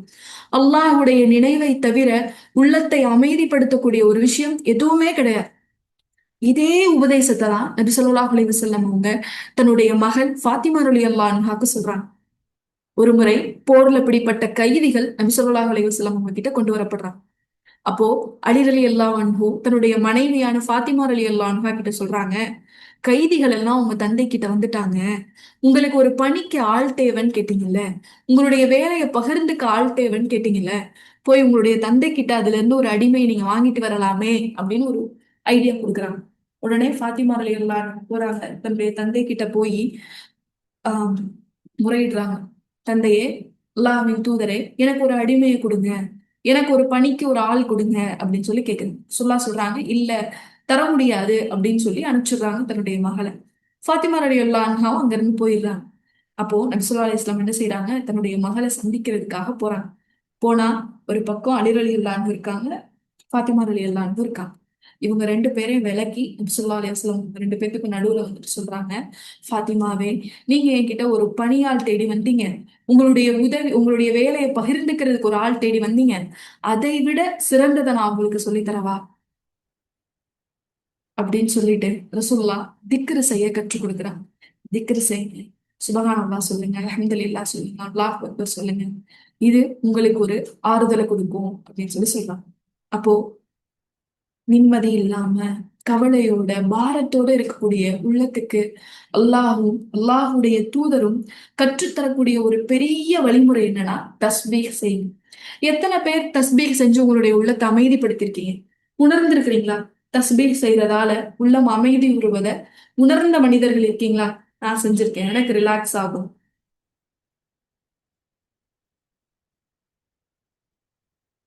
அல்ஹம்துலில்லாஹ், அல்ஹம்துலில்லாஹ். அப்போ இறை நினைவு நம்மளுடைய உள்ளத்தை ஆறுதல் அடைய செய்யுது. ஏன்? எப்படி அதை ஆறுதல் படுத்துது? ஒரு சுபஹானல்லாவும் ஒரு அல்ஹம்துலில்லாவும் ஒரு அல்லாஹ் அக்பரும் எப்படி நமக்கு அந்த ஆறுதலை கொடுக்குது? அதை நம்ம சொல்ல சொல்ல அல்லாஹ்வுடைய தன்மைகளை நம்ம உணர ஆரம்பிக்கும். அல்லாஹ் அக்பர், அல்லாஹ் பெரியவன். இதுக்கு முன்னாடி என்னுடைய கவலைகளும் என்னுடைய இழப்பும் சிறியது. அல்ஹம்துலில்லாஹ், அல்லாஹ்வுக்கே எல்லா புகழும். லா இலாஹ இல்லல்லாஹ், அல்லாஹ்வை தவிர வேறு இறைவன் இல்லை. இப்ப இந்த மாதிரியான திக்ருகள் இயல்பாவே நம்மளுடைய உள்ளத்துக்கு ஒரு அமைதியை கொண்டு வந்து கொடுக்கும். அது ஒரு புரிதலை நமக்கு ஏற்படுத்தும். நம்மளுடைய உள்ளத்தை அல்லாஹ்வை மட்டுமே ஃபோக்கஸ் பண்ண வைக்கக்கூடியது இந்த திக்ர். நீங்க மெடிடேஷன்லாம் பார்த்திருக்கீங்களா? ஒரு சின்ன சின்ன ஸ்லோகம், சின்ன சின்ன விஷயங்களை திருப்பி திருப்பி சொல்லிட்டு அதால மனசு அமைதிப்படுறதா நினைக்கிறாங்க. அர்த்தமே இல்லாத, ஆற்றலே இல்லாத வார்த்தைகளாலேயே நம்ம வாழக்கூடிய இந்த உலகத்துல சில மனிதர்கள் நிம்மதி கிடைக்கிறதா நம்பிட்டு இருக்காங்க அப்படின்னா, அர்த்தமுள்ள, ஆற்றல் நிறைந்த இந்த திக்ருகள் நம்மளுக்கு எவ்வளவு தாக்கத்தை ஏற்படுத்தும், எவ்வளவு மாற்றங்களை ஏற்படுத்தும். அல்லாஹுடைய உதவியை எப்படி நமக்கு கொண்டு வந்து கொடுக்கும். அதனாலதான் நபி ஸல்லல்லாஹு அலைஹி வஸல்லம் சொல்றாங்க, திக்ரு செய்யக்கூடிய ஒரு உள்ளத்தை உயிருள்ள உள்ளமா ரசூலுல்லாஹ் சொல்றாங்க. எந்த உள்ளத்துக்கு திக்ர் இல்லையோ, இறை நினைவே இல்லையோ, அந்த உள்ளத்தை நபி ஸல்லல்லாஹு அலைஹி வஸல்லம் அவங்க இறந்து போன ஒரு உள்ளமா சொல்றாங்க. யார் இறை நினைவே இல்லாம, அல்லாஹுடைய நினைவே இல்லாம வாழ்றாங்களோ, அந்த மனிதர்களுக்கு அல்லாஹ் நெருக்கடியான வாழ்க்கையை ஏற்படுத்தி தருவேன்னு சொல்றாங்க தன்னுடைய திருமறை குர்ஆன். வமன் அஹ்ரத அன் திக்ரி, யார் என்னுடைய நினைவின்றி இருக்கிறாங்களோ, யார் என்னுடைய நினைவை புறக்கணித்து வாழ்றாங்களோ, அவங்களுக்கு நெருக்கடியான வாழ்வை நான் ஏற்படுத்துவேன். வறுமை நாள்ல அவங்கள நான் எப்படி எழுப்புவேன்? குருடர்களாகவும் எழுப்புவேன் அப்படின்னு நம்ம சொல்றோம். இப்படி உள்ளத்தை அமைதி பெற வைக்கிறதுக்கு இஸ்லாம் நமக்கு கற்றுக் கொடுக்கக்கூடிய வழிமுறை இறை நினைவு இருக்கு. இறை நினைவு எதெல்லாம் இறை நினைவு? தொழுகை அல்லாஹ் நினைவு கூற விஷயம். திக்கர் செய்யறது ஒரு இறை நினைவு. குர்ஆனோட இருக்கிறது ஒரு இறை நினைவு. தொழுகை, திக்ர், குர்ஆன், இது மூணுமே நமக்கு இறை நினைவை ஏற்படுத்தக்கூடிய விஷயம். அப்ப இந்த மூணின் மூலமா நம்மளுடைய இதயத்திற்கான நிம்மதியை நம்ம தேடிக்கணும். இன்னைக்கு எத்தனை பேர் அவங்களுடைய தொழுகை அவங்களுக்கு நிம்மதியை கொடுக்குதுன்னு சொல்ல முடியும்? பல நேரங்கள்ல தொழுகையை நம்ம கடமையா கடந்துட்டு போயிடுறோமே. நபி ஸல்லல்லாஹு அலைஹி வஸல்லம் உங்களுடைய தொழுகையெல்லாம் பார்த்தா நம்மள பிரமிக்க வைக்கக்கூடியதா இருக்கே. இவ்ளோ பெரிய சூறாக்கள் ஓதுனாங்களே, இரவெல்லாம் நின்று தொழுதாங்களே, முன்பின் பாவங்கள் மன்னிக்கப்பட்டு இருந்தும் கூட கால் வீங்குற அளவு நின்று தொழுதாங்களே, சஹாபாக்கள் தொழுதிருக்காங்களே, இரவெல்லாம் நின்று தொழுதிருக்காங்களே, ஒரே வசனங்களை திரும்ப திரும்ப ஓதி கண்ணீர் சிந்தி தொழுதிருக்காங்களே. நான் என்னுடைய தொழுகை எனக்கு கடமையா மட்டும்தான் இருக்கு. ஏன்? என்னுடைய தொழுகையில இந்த உயிரோட்டம் இல்லை. அல்லாஹ்வை உணர்ந்து நம்ம தொழுகிறது இல்லை. நம்ம தக்பீர் கட்டி நிற்கும் போது என்னுடைய இறைவன் முன்னால நான் நிக்கிறேன் அப்படிங்கிற உணர்வு நமக்கு இல்லை. இத தொழுகையை முடிச்சிட்டு அடுத்த என்ன வேலை இருக்கு அதை பார்க்க போகணும் அப்படிங்கிற எண்ணம் தான் பல நேரங்கள்ல நம்ம கிட்ட மிகைச்சு போயிடுது. எந்த உணர்வு கம்மியாயிருது? என்னுடைய இறைவன் முன்னாடி, இந்த உலகத்துடைய அதிபதி முன்னாடி நான் தொழுகைக்கு நிக்கிறேன். நான் தக்பீர் கட்டி நிக்கக்கூடிய இந்த நேரத்துல என்னுடைய இறைவன் என்ன பார்த்துட்டு இருக்கான். நான் அவனை புகழ்றேன், நான் எப்படிலாம் அவனை தொழுகையில் அவனுக்கு நான் கட்டுப்படுறேங்கிறத என்னுடைய இறைவன் நின்று பார்த்துட்டு இருக்கான். அப்போ இப்படி என்னுடைய இறைவன் என்னை பார்க்கும்போது நான் தொழுகையில அவசரப்படக்கூடாது, நிதானமா ஓதணும் அப்படிங்கிற உணர்வு நமக்கு ஏற்படும். சூரத்துல் ஃபாத்திஹா ஓதும் போதே அதனுடைய அர்த்தம் கூட நமக்கு கண்ணீரை கொண்டு குடிக்கும். எப்போ இறைவன் முன்னாடி நான் நின்று தொழுகிறேன் அப்படிங்கிற உணர்வோட நம்ம தொழுகும் போது, அர் ரஹ்மான் ரஹீம் மாலிகி யௌமித்தீன் இய்யாக நஅபுது வ இய்யாக நஸ்தஈன், உன்னையே நாங்கள் வணங்குகிறோம், உன்னிடமே நாங்கள் உதவியும் தேடுகிறோம். அல்லாஹ்வுடைய ஒவ்வொரு ஆற்றலையும் அதை நம்மளை உணர வைக்கும் போது இந்த தொழுகை இறை நினைவுள்ள ஒரு தொழுகையா மாறும். இல்ல அப்படின்னா 5 நேரம் இவன் தொழுதான் அப்படிங்கிற கடமைக்குரிய தொழுகையா அது மாறி. எங்க உஸ்தாத் எங்களுக்கு பாடம் எடுக்கிற காலத்துல சொல்லுவாங்க, சுபஹான ரப்பியல் அலா, சுபஹான ரப்பியல் அலீம். இந்த திக்ருகளை உணர்ந்து நீங்க ஓதுனீங்க அப்படின்னா, சுபஹான சுபஹான ரப்பியல் அலா, அல்லாஹ் உயர்ந்தவன், தூய்மையான என்னுடைய இறைவன் உயர்ந்தவன் அப்படிங்கிற அந்த திக்ரை உணர்ந்து நீங்க ஓதுனீங்கன்னா உங்களால சுஜூதுல இருந்து தலை உயர்த்தவே முடியாது. எவ்வளவு தடவை நீங்க சுபஹான ரப்பியல் அலா சொன்னாலும் அது உங்களுக்கு திருப்தியவே கொடுக்காது. இதெல்லாம் விட என்னுடைய இறைவன் உயர்ந்தவனாச்சே, இதெல்லாம் விட என்னுடைய இறைவன் உயர்ந்தவனாச்சே, நான் சொல்லக்கூடிய இந்த 3 முறை திக்ரு என்னுடைய இறைவனுடைய வல்லமைக்கு ஈடாகுமா அப்படிங்கிற உணர்வு கொண்டு வந்து கொடுக்கும். தான் தொழுகையில உயிரோட்டம் உள்ள தொழுகை. இன்னைக்கு நம்ம ருக்கு செய்யும் போது எப்படா ருக்குல இருந்து எந்திரிப்போம்னு நினைக்கணும். ஒரு சுஜூதுனா எப்படா இந்த சுஜூது முடியும்னு நினைக்கிறோம். இந்த தொழுகை இறை நினைவுள்ள தொழுகையை சகோதரிகள். ஒவ்வொரு திக்கரும் செய்யும் போதும், ருக்குவில் இருந்து எந்திரிக்கும் போதும், சுஜூதில் இருந்து எந்திரிக்கும் போதும் நம்மளை எந்திரிக்க விடாம நம்மளுடைய திக்ருகள் நம்மளை நிலைப்பெற செய்யுதில்ல, அதுதான் உயிரோட்டம் உள்ள ஒரு வணக்கம். இறைவனை நினைவு கூறக்கூடிய ஒரு வணக்கமா. அப்படி நம்மளுடைய இறைவனை நம்ம நினைவு கூறும் போது, நம்மளுடைய தொழுகைகள்ல ஆழ்ந்து நம்ம அல்லாஹ்வை நினைவு கூறும் போது, திக்ருகள்ல ஆழ்ந்து அல்லாஹ்வை நம்ம நினைவு கூறும் போது, குர்ஆனை ஓதுவதன் மூலமா அல்லாஹ்வை நம்ம நினைவு கூறும் போது நம்மளுடைய உள்ளம் அமைதி பெற ஆரம்பிச்சிடும். என்னடா, எதுக்காக நம்ம கவலைப்படுறோம், எதுக்காக நம்ம அழுகிறோம், இது இல்லையே நம்மளுடைய நோக்கம், இது அல்லாஹ் இந்த குர்ஆன்ல சொல்லலையே, இதுக்காக அல்லாஹ் என்ன படைக்கலையே அப்படின்னு நம்மளுடைய உள்ளம் மெல்ல மெல்ல அல்லாஹ்வின் பக்கம் திரும்ப ஆரம்பிக்கும். அப்போ நம்மளுடைய உள்ளங்களை அமைதிப்படுறதுக்கான வழிமுறையா இஸ்லாம் நமக்கு கற்றுக் கொடுக்கிற ஒரு வழிமுறை இறைவனை நினைவு கூறுதல். ஆனா இந்த விஷயம் நம்ம செஞ்சுட்டேதான் இருக்கோம், தொழுதுட்டேதான் இருக்கோம், தொழுக முடிஞ்சோடனே திக்ர் பண்ணிட்டே தான் இருக்கோம், காலை மாலையில் எடுத்து குர்ஆன் ஓதுறோம், ஆனா எனக்கு எந்த மாற்றமும் கொண்டு வந்து கொடுக்கலையே. இதுக்கப்புறமும் கூட நான் கவலையாதானே இருக்கேன், இதுக்கப்புறமும் கூட நான் மனிதர்கள்ட்ட உதவி தேடி அலைஞ்சிட்டே தானே இருக்கேன், இதுக்கப்புறம் கூட நான் டெய்லி அழுதுட்டே தானே இருக்கேன், எனக்கு மட்டும் ஏன் நிம்மதியான வாழ்வு இல்லை அப்படின்னு. அப்பனா என்ன அர்த்தம்? தொழுகையும் இந்த திக்ரும் இந்த குர்ஆனும் அல்லாஹ் விரும்பிய முறைப்படி நம்ம கிட்ட இல்ல அப்படிங்கறத நம்ம உணரணும். அப்போ எப்படி அல்லாஹ் விரும்புறான் அப்படிங்கறத தேடி பயணிக்கணும். உளமாற உணர்ந்து செய்யக்கூடிய மனிதர்களா இப்படி மாறும்போது இந்த 3 விஷயங்களும் நமக்கு மன ஆறுதலை கொடுக்கக்கூடியதா இருக்கும். அதனாலதான் அல்லாஹ் தன்னுடைய திருமறை குர்ஆன்ல சொல்றான், நீங்கள் தொழுகையை கொண்டும் பொறுமையை கொண்டும் அல்லாஹ்விடம் உதவி தேடுங்கள். தொழுகையை கொண்டும் பொறுமையை கொண்டும் அல்லாஹ்விடம் உதவி தேடுங்கள் அப்படின்னு அல்லாஹ் சொல்லிக்காட்டு. சரி, அடுத்ததா நம்மளுடைய உள்ளத்தை அமைதி பெறக்கூடிய வைக்கக்கூடிய விஷயம் என்ன அப்படின்னு பாத்தீங்கன்னா, தஹஜ்ஜத் அப்படிங்கிற ஒரு விஷயம். தஹஜத் தஹஜத் அப்படிங்கிற விஷயம்தான் ஒரு மனிதனுக்கு உள்ளத்திற்கு அமைதி கொடுக்கக்கூடிய அடுத்த விஷயம். தஹஜத் தொழுகைனா என்ன? தஹஜத்தை பத்தி உங்களுடைய அபிப்பிராயம் என்ன? எதுக்காக தஹஜத் தொழுகிறீங்க? எத்தனை பேருக்கு முதல் தஹஜத் தொழுகிற வளமை இருக்கு? நான் விடாம தஹஜத் தொழுதுருவேன், தொழுகக்கூடிய நபர்கள் இருக்கீங்களா? அல்ஹம்துலில்லாஹ். எதுக்காக தொழுகிறோம்? ஒரு விஷயத்த நம்ம தொடர்ந்து செய்யறோம்னா அதனுடைய நோக்கம் என்ன? முயற்சி செய்யறோம். அல்ஹம்துலில்லாஹ். ஓகே. எதுக்காக தஹஜ்ஜுத் தொழுகிறீங்க? இல்ல எதுக்காக தஹஜ்ஜுத் தொழுகணும்னு முயற்சிக்கிறீங்க?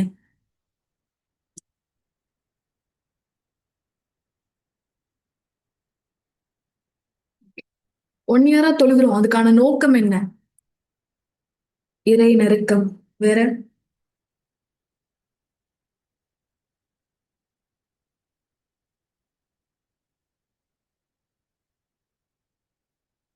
இறைவனோட உரையாட தஹஜ்ஜத் தொழுகப்படுவதுடைய நோக்கம். நமக்கு தஹஜ்ஜுடைய சிறப்புகள்லாம் நிறைய தெரியும். நிறைய நம்ம தெரிஞ்சு வச்சிருக்கோம். துவா நிறைவேறதுக்காக தஹஜ்ஜுத் தொழுகிறோம். அல்லாஹ் கீழ் வானத்துல வந்திருக்கான். அல்லாஹ்வுடைய நெருக்கம் வர்றதுக்காக தஹஜ்ஜுத் தொழுகிறோம். அல்லாஹ் தன்னுடைய திருமறை குர்ஆன்ல சொல்லும் போது சொல்றான், இறை நேசர்களுடைய பிரத்யேகமான அமல் என்ன தெரியுமா?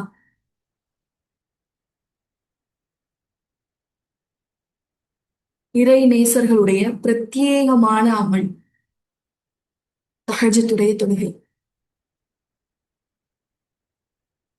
வல்லதீன யபீத்தூன லிரப்பிஹிம் சுஜ்ஜதவ் வகியாமா. இன்னும் அவர்கள் தங்கள் இறைவனை சஜிதா செய்தவர்களாகவும் நின்றவர்களாகவும் வழிபாடு செய்து இரவில் இருப்பார்களே அவர்கள் நல்லா சொல்றோம்.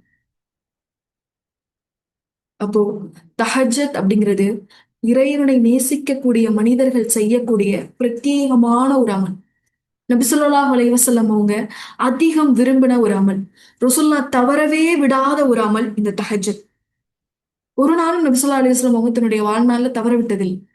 அப்படி என்னைக்காவது அவங்க தவற விட்டாலும் அதை பகல் பொழுதுலயாவது ரசூலுல்லாஹ் நிறைவேற்றிடுவாங்க. ஏன்னா நபி ஸல்லல்லாஹு அலைஹி வஸல்லம் அவங்களுக்கு அது கடமையா இருந்தது. அப்போ ஒரு இறை நேசர்கள் எப்படி இருப்பாங்க அப்படிங்கிறத அல்லாஹ் அவங்களுடைய அடையாளங்களை அவங்களுடைய கேரக்டரிஸ்டிக்ஸ சொல்லும் போது அல்லாஹ் சொல்றான். எப்படி அவங்க அச்சப்பட மாட்டாங்க கவலைப்பட மாட்டாங்கன்னு சொன்னானோ அதே இறைவன் தான் இறை நேசர்கள் எப்படி இருப்பாங்கன்னு சொல்லும் போது சொல்றான். அவங்க இரவில் நின்று கொண்டும் சுஜூதிலும் அல்லாஹ்வை வணங்கிக்கிட்டே இருப்பாங்க. இப்போ இந்த அந்தஸ்து அடையிறது தான் நம்மளுடைய உன்னதமான நோக்கமா இருக்கு. தஹஜத்துல துவாக்கள் நிறைவேற்றப்படும், தேவைகள் நிறைவேற்றப்படும். அல்லாஹ் கீழ் வானத்துல வந்து தன்னுடைய இரு கைகளை விரிச்சு காத்திருக்கிறான். இது எல்லாமே அல்ஹம்துலில்லாஹ் ஹைர். ஆனா இது எல்லாத்தையும் விட எது நம்மளுடைய குறிக்கோளா இருக்கணும்னா ரப்புடைய நேசர் அப்படிங்கிற அடையாளத்தோட நான் மறுமையில எழுப்பப்படும்.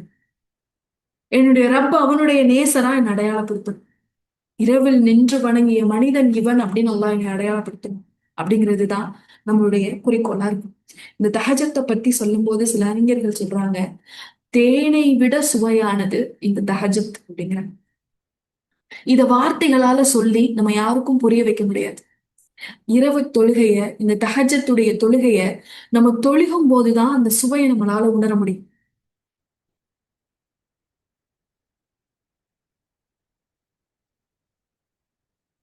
அப்போதான் அந்த சுவையை நம்மளால உணர முடியும். யாரும் சொல்லியோ அதை புரிய வைக்கவே முடியாது. அந்த அமலை நம்ம செய்யும் போது அல்லாஹ்வை நெருங்கணும் அப்படிங்கிற முயற்சியில நம்ம இருக்கும்போது உலகத்துல இருக்க எல்லா உயிரினங்களும் தூங்கும் போது அல்லாஹ் சொல்றாங்க, உலகத்துல எல்லா உயிரினங்களும் தூங்கும்.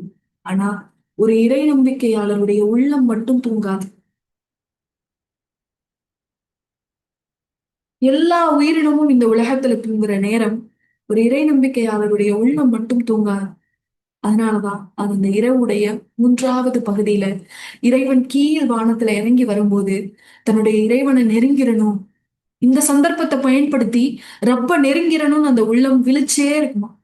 அந்த நேரம் வந்த உடனே கண் விழிச்சு எந்திரிச்சு வழிபட்ட இறைவனோட உரையாட ஆரம்பிக்குமா அந்த உள்ளம். அதனாலதான் அறிஞர்கள் தஹஜத்தை தேனை விட சுவையானது அப்படின்னு சொல்லி சொல்றாங்க. இதுக்கான நன்மைகள் ஏராளம். அல்லாஹ் இரவுடைய 3வது நேரத்துல கீழ் வானத்துல வந்து தன்னுடைய இரு கைகளை விரிச்சிருந்து அல்லாஹ் கூப்பிடுவான். இந்த நேரத்துல யார் என்ன நோக்கி அழைக்கிறாங்க, அவங்களுடைய தேவையை நான் நிறைவேற்றி கொடுக்குறேன். யார் என்கிட்ட மன்னிப்பு கேட்கிறாங்க அவங்கள நான் மன்னிக்கிறேன் அப்படின்னு அல்லாஹ் தன்னுடைய இரு கரங்களை விரிச்சு காத்துட்டு இருக்கக்கூடிய நேரம். இன்னும் இந்த தொழுகைக்கான சிறப்பா அல்லாஹ் சொல்லும் போது சொல்றான், யார் அல்லாஹுவின் வேதத்தை நம்பிக்கை கொண்டு இரவில் நின்று வணங்குகிறார்களோ அந்த மனிதர்களுக்கான கூலி அல்லாஹ் எப்படி தயார்படுத்தி வச்சிருக்கானா, 32வது அத்தியாயத்துடைய 17வது வசனத்துல சொல்றான், அவர்கள் செய்த நன்மைகளின் கூலியாக மறைத்து வைக்கப்பட்டுள்ள கண் குளிர்ச்சியை அவங்களுக்காக நான் ஏற்பாடு பண்ணி வச்சிருக்கேன். அந்த நன்மையை இது வரைக்கும் இந்த உலகத்துல எந்த ஆன்மாவும் பார்த்திருக்காது, யாராலையும் அதை அறிஞ்சிருக்க கூட முடியாதுன்னு அல்லாஹ் சொல்றான். யாருடைய கூலிய? இரவு தொழுகையில இருக்கக்கூடிய, தொடர்ந்து இரவுடைய கடைசி நேரங்கள் அல்லாஹுவ நெருங்கக்கூடிய மனிதர்களுக்குரிய கூலிய யாருமே அறிய முடியாதுன்னு அதெல்லாம் ரகசியமா வச்சிருக்கு. அதை எப்போதான் நம்ம அறிய முடியும்? நாளை மறுமையில இவர்கள் இறை நேசர்கள், இரவில் நின்ற வண்ணமும் சுஜூதிலும் என்னை வணங்கிய மனிதர்கள் அல்லாஹ் நம்மளை அடையாளப்படுத்தும் போதுதான் அல்லாஹ் என்ன நற்கூலி அதுக்காக தயார்படுத்தி வச்சிருக்கான் அப்படிங்கிறத பார்க்க முடியும். இப்ப யாருமே நினைச்சு பாத்துறாத, யாருமே கற்பனை செஞ்சு வச்சிட முடியாத ஒரு நன்மைய அல்லாஹ் நமக்காக தயார்படுத்தி வச்சிருக்க. இன்னும் பாருங்களேன், இந்த தஹஜத்துடைய நேரத்துல எந்த ஒரு மனிதன் அல்லாஹுவை வணங்குவதற்காக எழுந்து செல்கிறானோ அந்த மனிதனை பார்த்து அல்லாஹ் சந்தோஷம் அடையும் என்று சொல்றாங்க. அல்லாஹ் ஒரு மனிதனை பார்த்து திருப்தி அடைகிறான், சிரிக்கின்றான். அல்லாஹ் நம்மளை பார்த்து திருப்தி அடைஞ்சிட்டான் அப்படின்னா இந்த மன வலி எல்லாம் ஒரு பெரிய விஷயமா? இதெல்லாம் நம்ம கிட்ட இருக்குமா? இந்த நெருக்கடியெல்லாம் நம்மளை விட்டு எங்கேயோ போயிடாது. அல்லாஹ் நம்ம மேல திருப்தி அடைஞ்சு சிரிச்சிட்டான் அப்படின்னா சொல்றாங்க, ஒரு மனிதனை பார்த்து அல்லாஹ் திருப்தி கொள்கிறான், சிரிக்கிறான். இந்த மனிதன் யார் தெரியுமா? எந்த ஒரு மனிதன் அழகான மனைவி இருந்தும், நல்ல ஒரு தோதுவான படுக்கை இருந்தும், என்னை வணங்குவதற்காக இரவில் எழுந்து தொழுகின்றானோ அந்த மனிதனை பார்த்து அல்லாஹ் சந்தோஷப்படுறான், சிரிக்கிறான். சிரிச்சுட்டு தன்னுடைய மலக்குகளை கூப்பிட்டு அல்லாஹ் சொல்வானா, இதோ என் அடியான், இதோ என் அடியான், எனக்காக எழுந்து என்னுடைய அடியான் இந்த நேரத்துல வணங்கிட்டு இருக்கான், என்னிடம் ரொம்ப தாழ்வா இறைஞ்சி கேட்டுட்டு இருக்கான், என்னுடைய வசனங்களை ஓதிக்கொண்டிருக்கிறான் அப்படின்னு சொல்லி அல்லாஹ் மலக்குமார்கள் கிட்ட சொல்லி பெருமைப்படுவான், சந்தோஷப்படுவான். இது மாதிரி நம்மை நினைத்து நம்மளுடைய ரப்ப சந்தோஷப்படுற மாதிரி நம்மளுடைய தொழுகைகள் இருக்கா? குறிப்பா இரவு தொழுகை இருக்கா? இன்னும் பார்த்து என் ரப்ப சந்தோஷப்படணும்.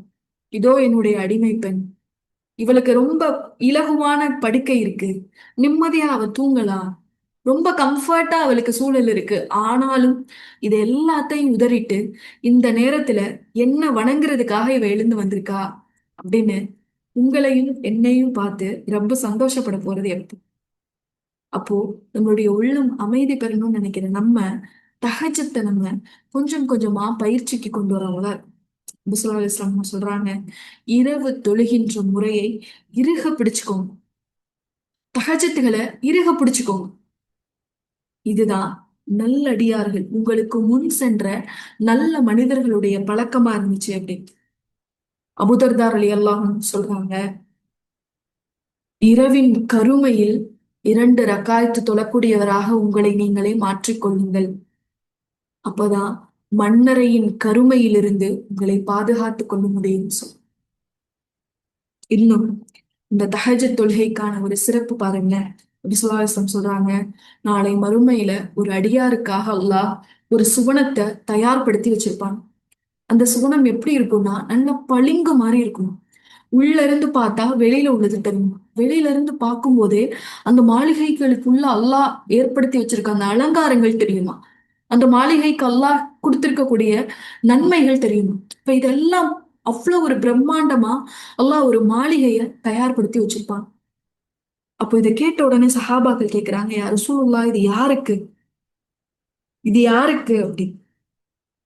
இப்போ ரசூலுல்லாஹ் சொல்றாங்க, யார் நல்லதை பேசுகிறாரோ, யார் பிறருக்கு உணவளிக்கின்றாரோ, யார் நோன்பு நோக்கிறாரோ, யார் இரவல் நின்று வணங்குகிறாரோ இந்த மனிதர்களுக்காக அல்லாஹ் இந்த மாளிகையை தயார்படுத்தி வச்சிருக்கான் அப்படின்னு சொல்லி.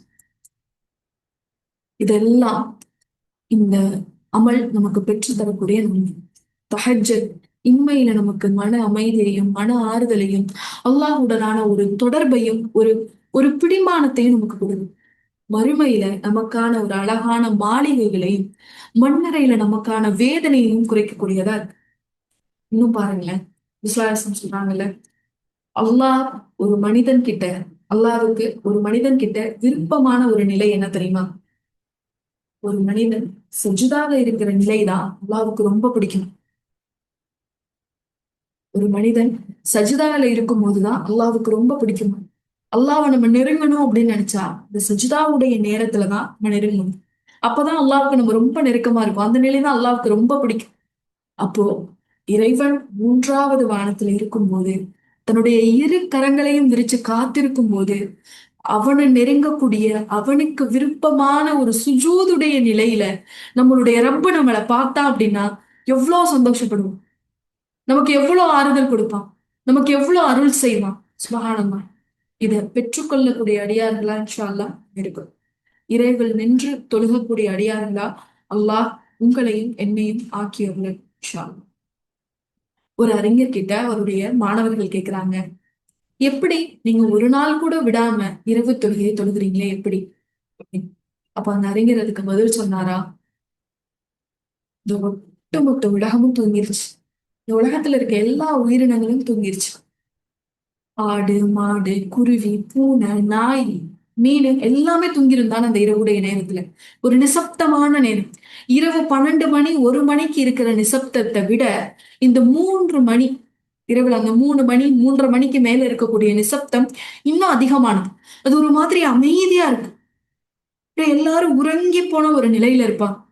அப்போ அந்த நேரத்துல என்னுடைய ரப்பு மூன்றாவது வானத்துல வந்து தன்னுடைய கைகளை விரித்து, இந்நேரம் என்னிடம் பிரார்த்திக்கக்கூடிய நபர்கள் யாரும் இல்லையா?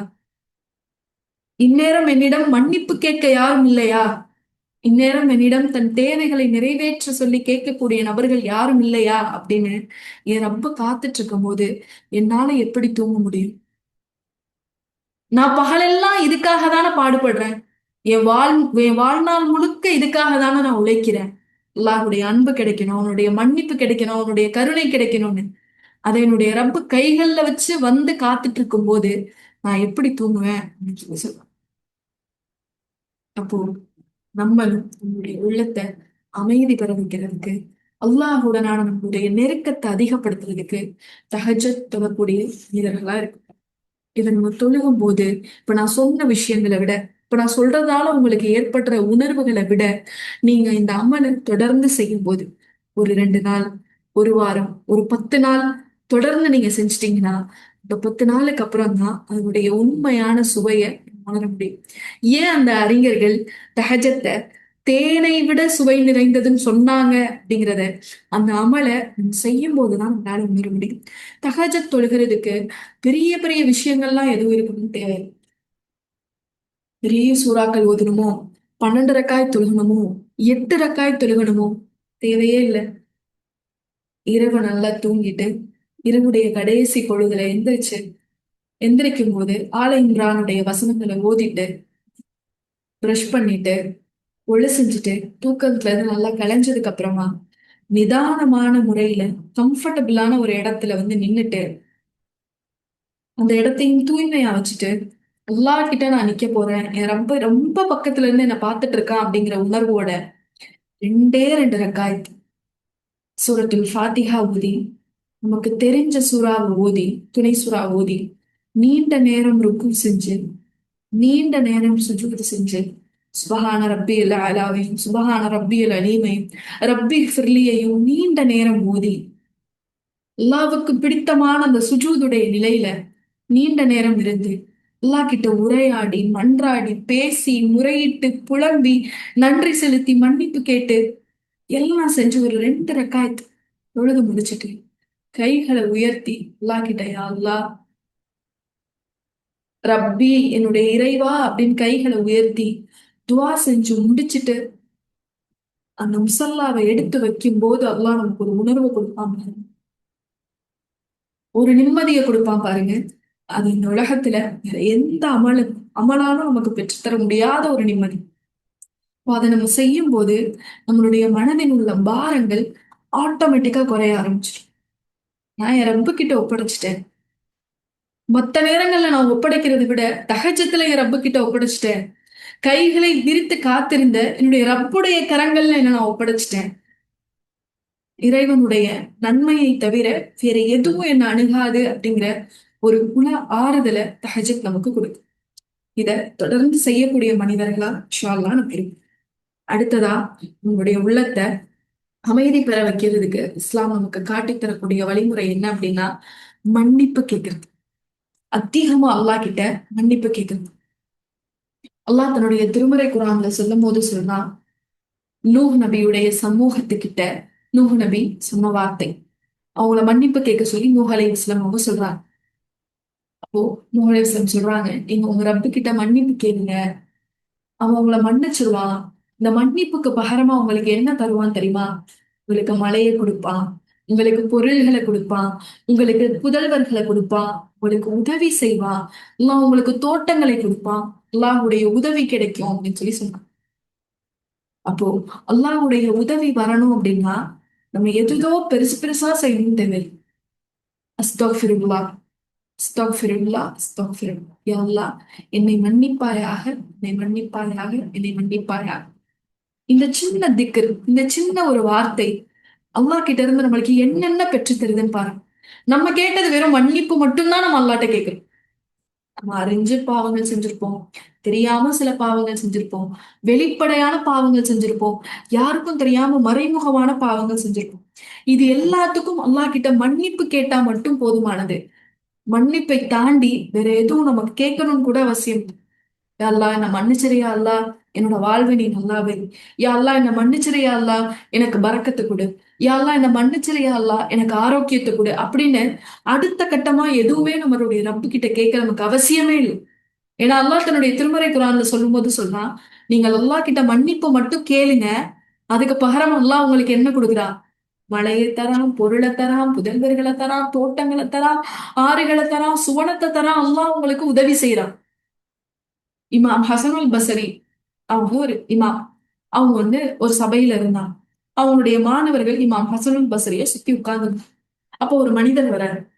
மனிதர் இப்ப அறிஞர்கள்னாலே சில சஜஷன்ஸ் கேட்கிற மாதிரி இவர் கேட்கிறாரு. இமாம் கிட்ட, என்னுடைய என்னுடைய இடத்துல ஒரே பஞ்சமா இருக்கு, நான் என்ன செய்ய, இதுக்கு என்ன பண்ணா சரியாகும், நான் என்ன பண்ணட்டும் அப்படின்னு கேக்குறேன். இப்ப கேட்ட உடனே இமாம் சொல்றாங்க, அதிகமா மன்னிப்பு கேளுங்க அல்லாஹ் கிட்ட அப்படின்னு சொல்லி அனுப்பிச்சு வச்சிடறாங்க. ஒரு மனிதர் வரார். அவர் கேக்குறாரு இமாம் கிட்ட, எனக்கு ரொம்ப வறுமையா இருக்கு, நான் ரொம்ப வறுமையில இருக்கேன், நான் என்ன பண்ணணும், இந்த வறுமை போக்குறதுக்கு எனக்கு ஏதாவது ஒரு அமல்கள் கற்றுக் கொடுங்க, ஏதாவது ஒரு திக்ர் சொல்லி கொடுங்க, இல்ல ஏதாவது ஒரு துவா சொல்லி கொடுங்க அப்படிங்கிற அர்த்தத்துல அவர் கேக்குறாரு, நான் என்ன பண்ணேன். அப்ப இமாம் ஹசனுல் பஸ்ரி சொல்றாங்க, மன்னிப்பு கேளுங்க, நிறைய அஸ்தோஃபிர்லாம் சொல்லுங்க. திரும்ப கொஞ்ச நேரம் கழித்து இன்னொருத்தர் வராரு. எனக்கு குழந்தையே இல்ல, எனக்கு குழந்தையே இல்ல, குழந்தை இல்லாம ரொம்ப நாள் ஆகுது, எனக்கு குழந்தை வேணும், நான் என்ன பண்ணேன், நான் என்ன செய்யணும், அல்லாஹ் கிட்ட நான் எப்படி கேட்கணும் அப்படின்னு கேக்குறேன். இப்ப இமாம் ஹசனுல் பஸ்ரி சொல்றாங்க, அஸ்தக்ஃபிருல்லாஹ் அதிகம் சொல்லுங்க அப்படின்னு. இப்ப மாணவர்கள் கேக்குறாங்க, இமாமார்களே, 3 பேர் வந்தாங்க, 3 பேரும் வெவ்வேறு காரணங்களுக்காக உங்ககிட்ட அட்வைஸ் கேட்டு வந்தாங்க, 3 பேருக்கும் வெறும் அஸ்தக்ஃபிருல்லாஹ்வை மட்டும் சொல்லி அனுப்புறீங்களே அப்படின்னு சொல்லி கேக்குறாங்க. அப்ப இமாம் ஹசனுல் பஸ்ரி சூரா நூஹுடைய இந்த வசனத்தை அவங்களுக்கு சொல்லி காட்டுறாங்க. அல்லாஹ் தன்னுடைய திருமறை குர்ஆன்ல சொல்றான், மன்னிப்பு கேளுங்க, இந்த மன்னிப்பை அல்லாஹ் அங்கீகரித்து கொண்டால் நீங்கள் கேட்கிற மழை உங்களுக்கு கிடைக்கும். முதல்ல பஞ்சம்னு சொன்ன மனிதருக்கு அவங்க மன்னிப்பு கேட்க சொன்னதுக்கான காரணம் இதுதான். ஏழ்மையில இருக்கேன்னு சொல்லி வந்த மனிதருக்கு மன்னிப்பு கேட்க சொன்னதுக்கான காரணம் அல்லாஹ் இந்த வசனத்துல சொல்றான், மன்னிப்பு கேளுங்க, உங்களுக்கு நான் பொருளை தரேன். குழந்தையே இல்லையேன்னு ஒருத்தர் கேட்டதுக்கு மன்னிப்பு கேளுங்க, அதிகமா அஸ்தக்ஃபிருல்லாஹ் சொல்லுங்க அப்படின்னு சொல்லி இமாம் அனுப்புனாங்க. அதுக்கு காரணம் அல்லாஹ் இந்த வசனத்துல சொல்றான், நீங்க மன்னிப்பு கேளுங்க, அல்லாஹ் உங்களுக்கு புதல்வர்களை கொண்டு உதவி செய்வான், உங்களுக்கு நீங்க கேட்கிற அந்த திருப்தியை அல்லாஹ் உங்களுக்கு தருவான். அப்போ மன்னிப்பு அப்படிங்கிற ஒரு சின்ன விஷயம், அஸ்தக்ஃபிருல்லாஹ் அப்படின்னு நம்ம சொல்லக்கூடிய இந்த சின்ன திக்ர் நமக்கு எவ்வளோ பெரிய அருள்களையும் நன்மைகளையும் கொண்டு கொடுக்கு. நம்மளுடைய மனதுக்கு நம்ம நம்ம எதிர்பாராத விதத்துல இருந்து உதவிகளை கொண்டு சேர்க்குது. நபி ஸல்லல்லாஹு அலைஹி வஸல்லம் அவங்க சொல்றாங்க, அபுதாவுதுல வரக்கூடிய நபிமொழி, ஒரு மனிதன் தொடர்ந்து அல்லாஹ் கிட்ட முறையிட்டுக்கிட்டே இருந்தான், ஒரு மனிதன் தொடர்ந்து அல்லாஹ் கிட்ட மன்னிப்பு கேட்டுக்கிட்டே இருந்தான் அப்படின்னா அல்லாஹ் ஏதாவது ஒரு வழியில அவனை அந்த கவலைகள்ல இருந்தும், அந்த துன்பத்தில் இருந்தும், இல்ல அந்த சோதனைகள்ல இருந்தும் வெளியாக்குவதற்கான வழியை ஏற்படுத்துவான். என்ன பண்ணணும்? நம்மளும் நம்மளுடைய வாழ்க்கையில சில நேரங்கள்ல இந்த கட்டத்துக்குள்ள இருப்போம் தெரியுமா? எல்லா பகுதியும் லாக் ஆன மாதிரி இருக்கும். எல்லா கதவுகளும் அடைச்ச மாதிரி இருக்கும். இனி எந்த கதவை போய் தட்டுறது, இனி எந்த வழியில முயற்சி பண்றது, வாய்ப்பே இல்லையே. அப்படி இருக்கக்கூடிய சூழல்ல விஸ்வாசம் சொல்றாங்க, எந்த ஒரு மனிதன் தொடர்ந்து அஸ்தோபிருல்லாவ இறைவன்கிட்ட கேட்டுக்கிட்டே இருக்கானோ, அந்த மனிதனுக்கு அல்லாஹ் அவன் கவலைகளின் போதும் பதட்டத்தின் போதும் ஒரு வழி, அதுல இருந்து வெளியாகுவதற்கான ஒரு பாதையை, ஒரு வழியை அல்லாஹ் கண்டிப்பாக ஏற்படுத்தி கொடுப்பான் சொல்லி சொல்றாங்க. இன்னும் இந்த அஸ்தோபிருல்லாவ ரசூல்லா எப்படி ஃபாலோ பண்ணாங்கன்னு தெரியுமா? நபி ஸல்லல்லாஹு அலைஹி வஸல்லம் அவங்க சொல்றாங்க, சில நேரங்களில் என்னுடைய உள்ளம் திரையிட்டதை போல நான் உணர்வேன். சில நேரங்களில் என்னுடைய உள்ளத்துல ஏதோ ஒரு திரை வந்தது மாதிரி உணர்வேன். அப்படி ஒரு ஃபீலிங் எனக்கு வந்துருச்சு அப்படின்னா ரசூலுல்லாஹ் சொல்றாங்க, நான் ஒரு நாளைக்கு 100 முறை அஸ்தக்ஃபிருல்லாஹ் சொல்லுவேன். யார் உள்ளத்துல திரை இருக்கிறதா உணர்ந்தா சொல்லுங்க.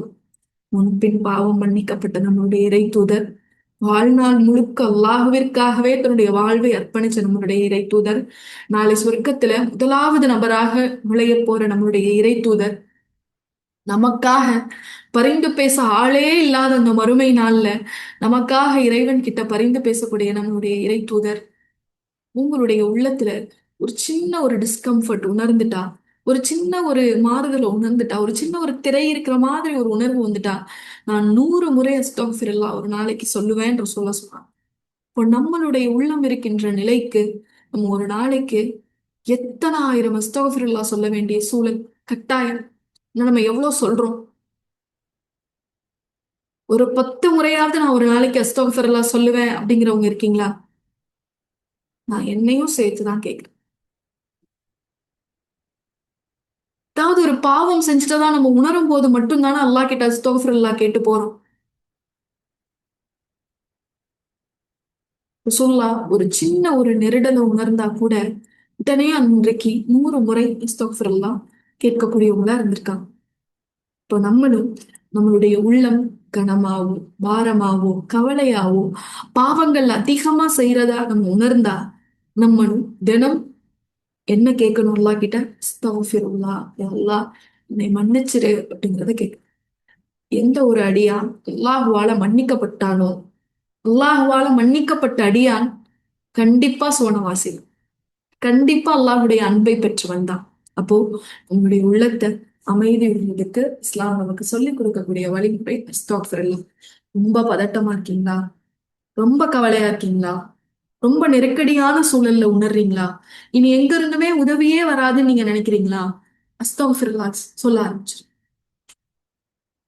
மனசை அமைதிப்படுத்திட்டு அஸ்தக்ஃபிருல்லாஹ் சொல்ல ஆரம்பிச்சு, சொல்ல சொல்ல அல்லாஹுடைய உதவி நம்ம எதிர்பார்க்காத புறத்திலிருந்து நமக்கு வந்து சேரும் இன்ஷா அல்லாஹ். அடுத்ததா இறுதியான ஒரு உபதேசம், உள்ளத்தை அமைதிப்படுத்துறதுக்கு அல்லாஹும் அல்லாஹுடைய தூதரும் நமக்கு கற்றுக் கொடுக்கக்கூடிய இறுதியான ஒரு உபதேசம் என்ன தெரியுமா? அல்லாஹுவை மட்டும் திருப்திப்படுத்துறதுக்காக வாழுங்க. அல்லாஹுவை மட்டும் ஃபோக்கஸ் பண்ணு. வேற யாரையும் முதன்மைப்படுத்தாது, வேற யாரையும் முன்னிலைப்படுத்தாது. அல்லாஹுவை மட்டுமே. மனிதர்களுக்காக வாழாது, அல்லாஹுவுக்காக மட்டும் வாழுங்க. அல்லாஹுக்காக நீங்க வாழ ஆரம்பிக்கும் போது நம்ம ஆரம்பத்துல சொன்ன மாதிரி வெளிப்படையான கவலை, மறைமுகமான கவலை, நடிப்போட சேர்ந்த வாழ்க்கை, இது எதுவுமே நம்மளுக்கு இருக்காது.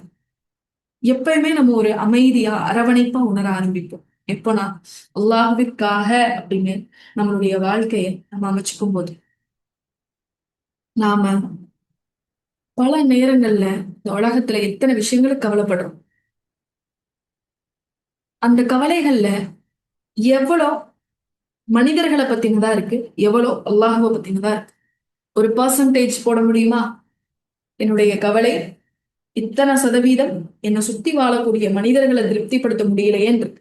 இவ்வளவு சொல்லியும் அவங்க புரிஞ்சுக்கலையே, அவங்க எனக்கு பிடிச்ச மாதிரி நடந்துக்கலையே, நான் கேட்கிற மாதிரி அவங்க என்கிட்ட இல்லையே, இவங்க எனக்கு இப்படி ஏமாற்றம் கொடுத்துட்டாங்களே அப்படின்னு நம்மளை சுத்தி வாழக்கூடிய மனிதர்களுடைய திருப்தி கிடைக்காம நம்ம கவலைப்படுறோமா? இல்ல எல்லாருடைய திருப்தி இல்லைன்றதுக்காக நம்ம அதிகமான நாட்கள் கவலையா இருந்திருக்கோம். ஒரு பர்சன்டேஜ் போடலாமா? சாட்ல போடுங்க. எத்தனை சதவீதம் மனிதர்களுடைய திருப்தி இல்லைன்னு கவலைப்படுறோம், எத்தனை சதவீதம் அல்லாஹுடைய திருப்தி இல்லைன்னு நம்ம கவலைப்படுறோம்?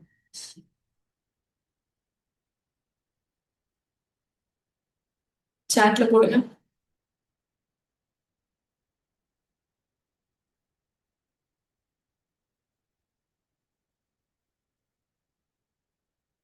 பிற மனிதர்களுக்காக 90% கவலைப்படுறோமா?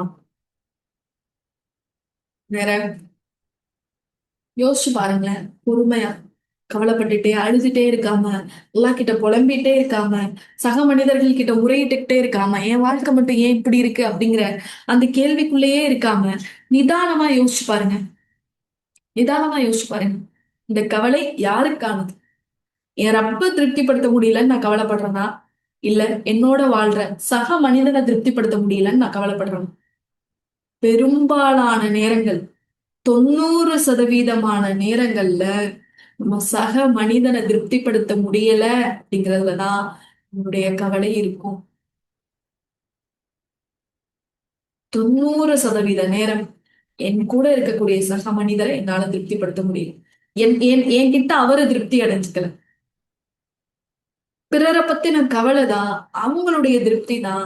அவங்களுடைய அன்பை பெற முடியலையே, அவங்களுடைய நம்பிக்கையை பெற முடியலையே, இல்ல நம்மளுடைய அன்புக்கு தகுந்த மாதிரி அவங்க இல்லையே அப்படிங்கிற கவலைதான் முக்கால்வாசி நேரம் நம்மளை ஆட்கொண்டது. அல்லாஹ்வுடைய திருப்தியை பத்தி நம்ம ரொம்ப கொஞ்சமா தான் நினைப்போம். நபி ஸல்லல்லாஹு அலைஹி வஸல்லம் அவங்க சொல்றாங்க, நாளை மறுமை நாள்ல அமல்கள் எல்லாம் தீர்ப்பு சொல்லக்கூடிய அந்த நாள்ல ஒரு 15 மினிட்ஸ்ல இன்ஷா அல்லாஹ் முடிச்சிடுறேன்.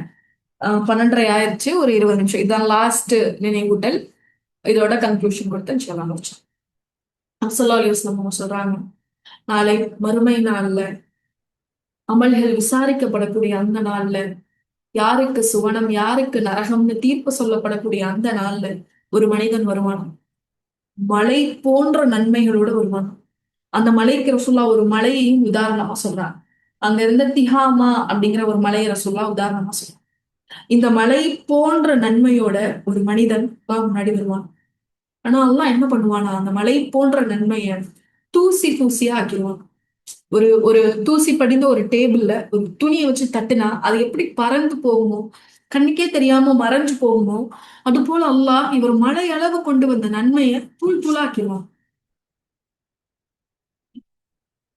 இப்ப ரசூல்லா இதை சொன்ன உடனே சஹாபாக்கள் கேக்குறாங்க, யா ரசூலுல்லாஹ் இவங்க யாரு? யாருக்கு இப்படி ஒரு நிலை அப்படின்னு. இப்ப ரசூல்லா சொல்றாங்க, அவர்கள் உங்களை சார்ந்தவர்கள் தான், உங்களுடைய சகோதரர்கள் தான் சொல்லி சொல்றாங்க. சொன்ன உடனே யா ரசூலுல்லாஹ் அவங்க யாரு? எதனால அல்லாஹ் மலையளவு நன்மையை தூசி மாதிரி ஆக்கிட்டானே ஏன்?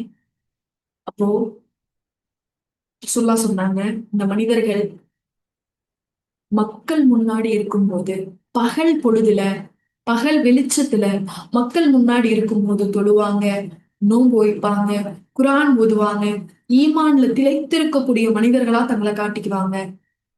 எல்லா அமல்களும் அவங்க செய்வாங்க. ஆனா அவங்களுக்கு இரவு வந்துருச்சு, தனிமை வந்துருச்சு, யாரும் அவங்க பார்க்கல அப்படிங்கிற சூழல் வந்துருச்சு அப்படின்னா அல்லாஹ்வுக்கு விருப்பம் இல்லாத செயல்கள்ல அவங்க ஈடுபடுவாங்க. இப்போ பகல் முழுக்க அல்லாஹ்வை வணங்குவாங்க, தொழுகுவாங்க, எல்லாம் பண்ணுவாங்க. அப்போ இரவுல அல்லாஹ்வுக்கு பிடிக்காத விஷயங்கள்ல ஈடுபடுவாங்க. தீமைகளை செஞ்சுட்டே இருப்பாங்க.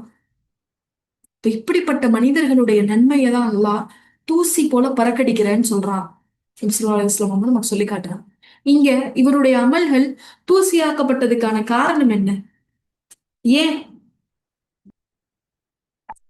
ஏன் அல்லாஹ் அவங்களுடைய அமல்களை தூசியாக்கிட்டான்? மலையளவு நன்மை இருந்துச்சு. அவர்தான் தொழுதாரே, அவர்தான் நோன்பு வச்சாரே. ஏன்? பெருமைக்காக செஞ்சாங்களா? எதனால? ஒண்ணுமே அல்லாஹ் கிட்ட மதிப்பிட முடியாம போனதுக்கான காரணம் என்ன? இவர் இறைவனின் திருப்திக்காக இதை செய்யல, சக மனிதனுடைய திருப்திக்காக இதை செஞ்சார். அதுதான் அங்க காரணமே. இறைவனுடைய திருப்திக்காக இவர் நல்ல அமல்கள் செஞ்சிருந்தா தனிமையில என்ன செஞ்சிருக்க மாட்டாரு? பாவம் செஞ்சிருக்க மாட்டார். தனிமையிலையும் அல்லாஹ்வுடைய திருப்தியை விரும்பியிருப்பார். அப்போ வெளிச்சத்துல நன்மை செஞ்சு இரவுல பாவம் செய்யக்கூடிய மனிதன் எப்படிப்பட்டவன் அப்படின்னா, மனிதர்களுடைய திருப்திக்காக இவங்க என்ன நல்லவங்கன்னு சொல்லணும், இவங்க என்ன பாக்குறாங்க, இவங்க என்ன அப்ரிஷியேட் பண்ணணும், அதுக்காக நான் நன்மை செய்றேன். இரவுல தனிமையில அல்லாஹ்வுடைய திருப்தி எனக்கு பெரிதும் விஷயமே இல்லை. அப்போ ஒரு அமல்கள் அல்லாஹ் அவனுடைய திருப்திக்காக செய்யப்படாம சக மனிதனுடைய திருப்திக்காக செய்யப்பட்டுச்சுன்ற காரணத்துக்காக தூசி தூசியா ஆக்குனா அப்படின்னா நம்மளுடைய வாழ்க்கையுடைய நிலை என்ன ஆகுறது? அல்லாஹுவை திருப்திப்படுத்தி வாழணுங்கிறதையே மறந்து சக மனிதனுடைய திருப்திக்காகவே ஓடி ஓடி களைப்படைஞ்சு கவலைப்பட்டு அழுது கண்ணீர் சிந்தி இவங்க என்ன சொல்லிருவாங்களோ, அவங்க என்ன சொல்லிருவாங்களோ, இவங்க நம்மள தப்பா நினைச்சிட்டா என்ன பண்றது, அவங்க நம்மள தப்பா நினைச்சிட்டா என்ன பண்றதுன்னு மத்த மனிதர்களுக்கு பயந்து பயந்து அல்லாஹ்வுக்கு கட்டுப்படுறதை விட்டு தூரமாகிட்டே இருக்குமே. அப்ப நம்மளுடைய வாழ்க்கையுடைய நிலை என்ன? நாளைக்கு அல்லாஹ் முன்னாடி போய் நம்ம எப்படி நிக்க முடியும்? யா அல்லாஹ், நான் கவலைப்பட்டேன் தான், நான் கண்ணீர் சிந்தினேன் தான், நான் மறைமுகமா கண்ணீர் சிந்தினேன், நான் வெளிப்படையா கண்ணீர் சிந்தினேன். ஆனா என்னுடைய கண்ணீர்கள் எல்லாம் உன்னுடைய திருப்திக்காக தான் இருந்துச்சுன்னு நம்ம சொல்றது எப்படி இருக்கும்? இதுக்கு பதிலா அல்லாஹ்க்கு முன்னாடி போய் நின்று, நீ என்ன படைச்ச, நீ என்ன பரிபாலிச்ச, நீ என்ன பாதுகாத்த, நீ எனக்கு உதவி செஞ்ச. ஆனா என்னுடைய அழுகையும் என்னுடைய கண்ணீரும் என்னுடைய கவலையும் சக மனிதனை திருப்திப்படுத்த முடியலைங்கிறதுக்காக இருந்துச்சு இறைவா அப்படின்னு சொல்ல முடியுமா? சொன்னா அல்லாஹ் நம்மளை எப்படி பார்ப்பான்?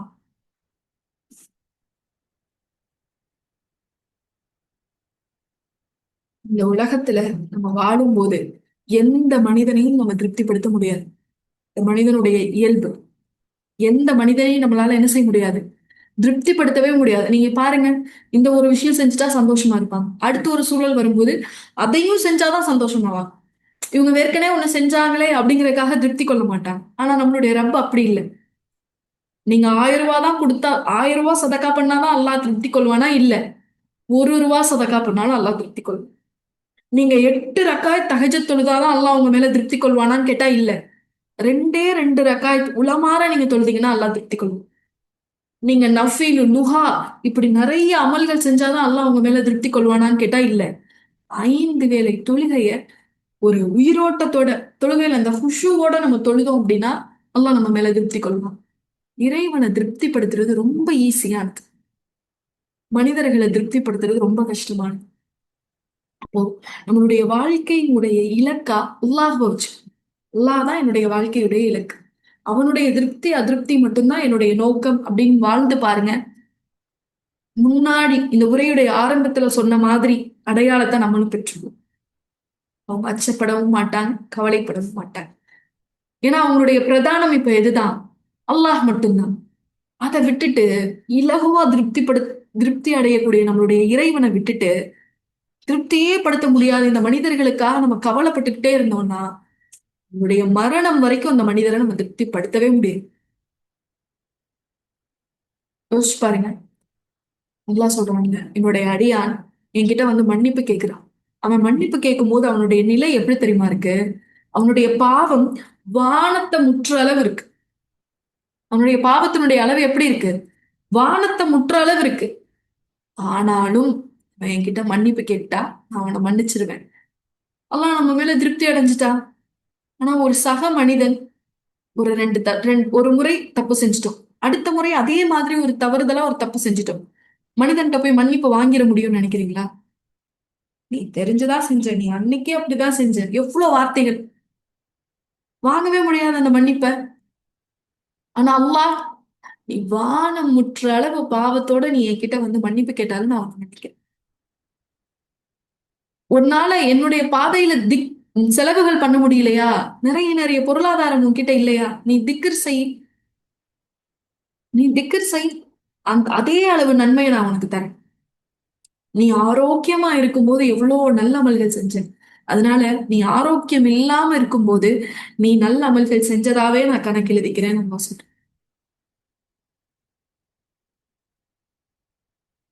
ஆரோக்கியமா இருக்கும்போது ஒரு மனிதன் என்னென்ன அமல்கள் செஞ்சானோ ரசூலா சொல்றாங்க, ஆரோக்கியமா இருக்கும்போது ஒரு மனிதன் என்னென்ன அமல்கள் செஞ்சானோ அவனுடைய ஆரோக்கியம் குறைவுபட்டு அதை அவன் செய்ய முடியாத சூழலுக்கு போகும்போது அவனுடைய ஏட்டுல அந்த அமல் அவன் தொடர்ந்து செஞ்சதா அல்லாஹ் எழுதுவான்.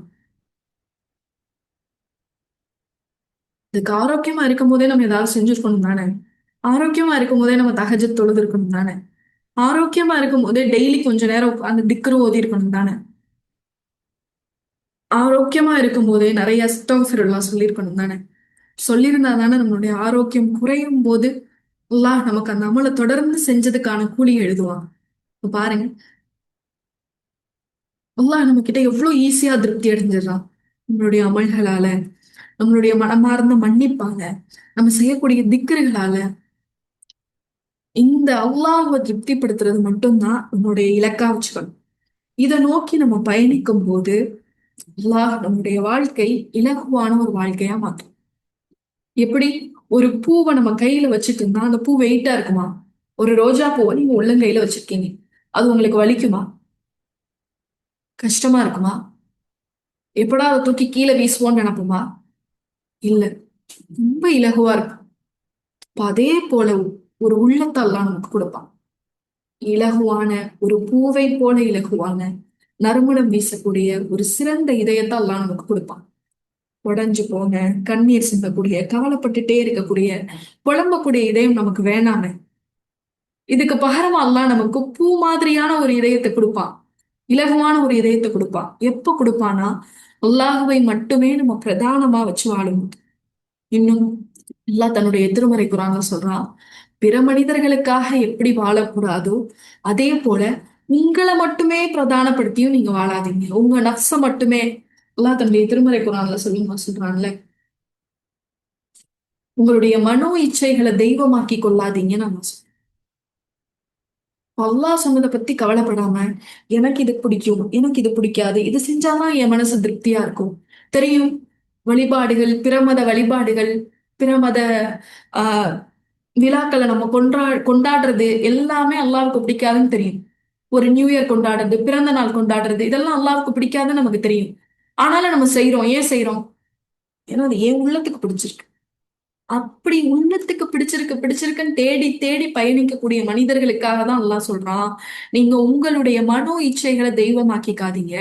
எப்படி பிறரை நீங்க பிரதானப்படுத்தி வாழாதீங்க, அல்லாஹ்வை மட்டுமே முதன்மைப்படுத்துங்க, அல்லாஹ்வுடைய திருப்தியை மட்டும் முதன்மைப்படுத்துங்கன்னு ரப்பு சொல்றானோ, அந்த பிறரை நீங்க முதன்மைப்படுத்தாதீங்கன்றதுல நம்மளும் அடங்கும். உங்களுடைய ஆசைகளை முதன்மைப்படுத்தாதீங்க, உங்களுடைய மனோ இச்சைகளை முதன்மைப்படுத்தாதீங்க, அல்லாஹ்வை முதன்மைப்படுத்துங்க.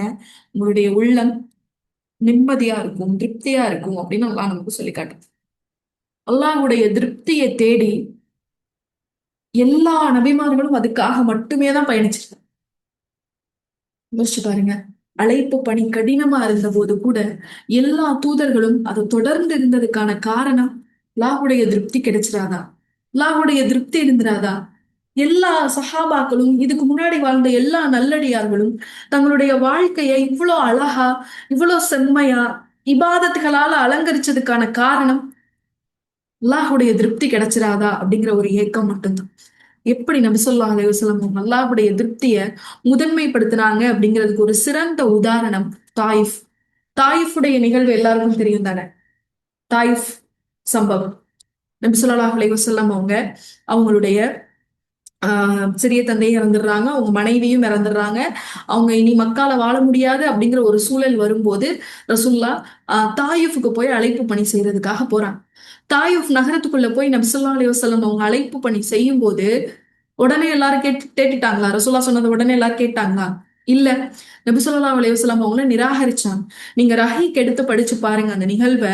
அதுல அழகா குறிப்பிட்டிருப்பாங்க, மக்கள் இரு அணிகளாக பிரிந்து ரெண்டு பக்கமும் பிரிஞ்சு நின்று தாயிஃப் நகரத்துல உள்ள மக்கள் கற்களால நபி ஸல்லல்லாஹு அலைஹி வஸல்லம் அவங்கள அடிக்க ஆரம்பிச்சா ரசூலுல்லாஹ்வுடைய கால்ல பின்னாடி நமக்கு ஒரு நரம்பு வரும் தெரியுமா? கிரண்டை கால் கிட்ட உள்ள நரம்பு. அந்த நரம்புல கற்கள் பட்டு பட்டு ரத்தம் வடிஞ்சு நபி ஸல்லல்லாஹு அலைஹி வஸல்லம் அவங்களுடைய பாதணிகள் இருக்குல்ல, செப்பல், அது ஃபுல்லா அப்படியே ரத்தமாயிருது. அப்போ அவங்களுடைய தலைகள்ல இருந்து ரத்தம் வடிஞ்சு ஓடுது, அவங்களுடைய கால் நரம்புகள்ல கற்கள் பட்டு ரத்தம் வடிஞ்சு அவங்களுடைய காலணி ஃபுல்லா ரத்தமாகுது.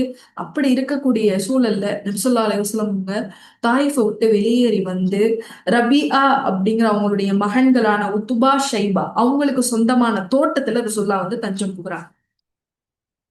நபி ஸல்லல்லாஹு அலைஹி வஸல்லம் அவங்க அங்க வந்து உட்கார்ந்ததுக்கு அப்புறம் அல்லாஹ் கிட்ட துவா செய்யறாங்க. நம்மளா இருந்தா இன்னும் துவா செய்வோம். இப்படி ஒரு சூழல், இப்படி ஒரு நெருக்கடியான சூழல், என்ன துவா செய்யும்? யாரும் நம்மள நம்பல, எல்லாரும் நம்மள புறக்கணிக்கிறாங்க, யாரும் நம்மளுக்கு உதவி செய்யல, யாருமே நம்மளுடைய நம்பிக்கைக்கு பாத்திரமா நடந்துக்கல. இப்படி ஒரு நெருக்கடியான சூழல்ல அல்லாஹ் கிட்ட நம்ம துவா செய்யறோம். இங்க ரசூலுல்லாவுக்கு வெளியில காயங்கள்ல இருந்து ரத்தம் வழிஞ்சு ஓடுது. சில நேரங்கள் நம்மளுடைய உள்ளத்துக்குள்ளேயே நமக்கு ரத்தம் வழிஞ்சு ஓடுற மாதிரியான ஒரு கடினமான இறுக்கமான நிலையில இருப்போம். அப்ப அப்படிப்பட்ட ஒரு சூழல்ல நம்ம அல்லாஹ் கிட்ட துவா செஞ்சா என்ன துவா செய்வோம்? ரசூலுல்லாஹ் தாயிஃபை விட்டு தனியாக வெளியில வந்து நின்றது மாதிரி ஒரு சூழல் நமக்கு வந்திருந்தா நம்ம அல்லாஹ் கிட்ட என்ன துவா செய்வோம்? ஆனா ரசூலுல்லாஹ் என்ன துவா செஞ்சாங்கன்னு தெரியுமா? ரசூலுல்லாவுடைய பிரார்த்தனை பாருங்களேன். அல்லாஹ்வே அல்லாஹ்வே, என் ஆற்றல் குறைவையும் என் திறமை குறைவையும் மனிதர்களிடம் நான் மதிப்பின்றி இருப்பதையும் உன்னிடமே முறையிடுகிறேன். கருணையாளர்களுக்கெல்லாம் மிகப்பெரிய கருணையாளனே, நீதான் எளியோர்களை காப்பவன். நீதான் என்னை காப்பவன். நீ என்னை யாரிடம் ஒப்படைக்கிறாய்? என்னை கண்டு முகம் கடுகடுக்கும் அந்நியனிடமா, அல்லது என் காரியத்தை நீ உரிமையாக்கி கொடுத்துவிடும் பகைவனிடமா? உனக்கு என் மீது கோபம் இல்லையானால் இந்த கஷ்டங்களை எல்லாம் நான் பொருட்படுத்தவே மாட்டேன். ரசுல்லாவுடைய துவா என்னவா இருந்தது? இறைவா, என்னோட ஆற்றல் குறைவையும் என்னுடைய திறமை குறைவையும் நான் மக்கள் கிட்ட மதிப்பில்லாம போறதையும் உன்கிட்ட முறையிடுறேன். இவங்க என்ன அடிக்கிறதோ, என்னை நீ பகைவர்கள் கிட்ட என்ன நீ சாடுறதையோ எல்லாத்தையும் நான் பொறுத்துக்கிறேன். ஆனா நீ மட்டும் என் மேல என்ன செஞ்சிடாத, கோபப்பட்டுறாத. நீ கோபமா இல்ல அப்படிங்கிறத எனக்கு சொல்லிரு. நீ கோபமா இல்லைன்னா இந்த கஷ்டங்கள் எல்லாத்தையும் நான் பொறுத்துக்கிறேன். எனினும் நீ வழங்கும் சுகத்தையே நான் எதிர்பார்க்கிறேன். அதுவே எனக்கு மிக விசாலமானது. உன் திருமுகத்தின் ஒளியினால் இருள்கள் அனைத்தும் பிரகாசம் அடைந்தன. இம்மை மறுமையின் காரியங்கள் சீர்பெற்றன. அத்தகைய உன் திருமுகத்தின் ஒளியின் பொருட்டால் உன் கோபம் என் மீது இறங்குவதிலிருந்தும் அல்லது உன் அதிருப்தி என் மீது இறங்குவதிலிருந்தும் நான் பாதுகாவல் கூறுகிறேன். அல்லாகவே, நீயே பொருத்தத்திற்குரியவன். நீ பொருந்தி கொள்ளும் வரை உன் கோபத்திலிருந்து பாதுகாப்பு தேடுகிறேன். அல்லாகவே, பாவத்திலிருந்து தப்பித்தும் நன்மை செய்ய ஆற்றல் பெறுவதும் உன் அருள் இல்லாமல் முடியாது. சுபஹானல்லாஹ். ரசூலுல்லாஹ் எப்படி ஒரு பிரார்த்தனை செஞ்சிருக்காங்க. தான் அந்த நகரத்திலிருந்து விரட்டி அடிக்கப்பட்டு சோதனைக்கு உள்ளாக்கப்பட்ட போது ரசூலுல்லாஹ் செஞ்ச பிரார்த்தனை, அல்லாகவே இது எல்லாத்தையும் நான் பொறுத்துக்கிறேன். ஆனா நீ மட்டும் என் மேல அதிருப்தி கொண்டேன்னா அதை என்னால பொறுத்துக்கவே முடியாது. நீ மட்டும் என் மேல கோபம் கொண்டேன்னா என்னால பொறுத்துக்கவே முடியாது. என்னுடைய முயற்சியுடைய குறை இது, என்னுடைய ஆற்றலுடைய குறை இது. நான் போனேன், அந்த மக்கள் அதை ஏத்துக்கல. இதன் காரணமா நீ இனி என் மேல என்ன செஞ்சிடாத, அதிருப்தி கொன்றாத, நீ என் மேல கோவப்படுறாத. அப்போ இந்த இந்த உலகத்துல ஏற்படக்கூடிய துன்பங்களுக்கு பகரமா சொல்ல எதை விரும்பியிருக்காங்க? அல்லாஹுடைய திருப்தி. நம்மளும் நம்முடைய வாழ்க்கையில ஒரு நிதானமான ஒரு வாழ்வு வாழணும், ஒரு லேசான ஒரு வாழ்வு வாழணும், ஒரு இலகுவான ஒரு வாழ்வு வாழணும். பெரிய அழுகை, ஆர்ப்பாட்டம், கண்ணீர் இதெல்லாம் இல்லாம அல்லாஹ் மேல தவக்குலோட ஒரு நிம்மதியான ஒரு வாழ்க்கை வாழணும்னா அல்லாஹுடைய திருப்தியை மட்டுமே நம்ம முதன்மையா வச்சு வாழக்கூடியவங்களா இருக்கு.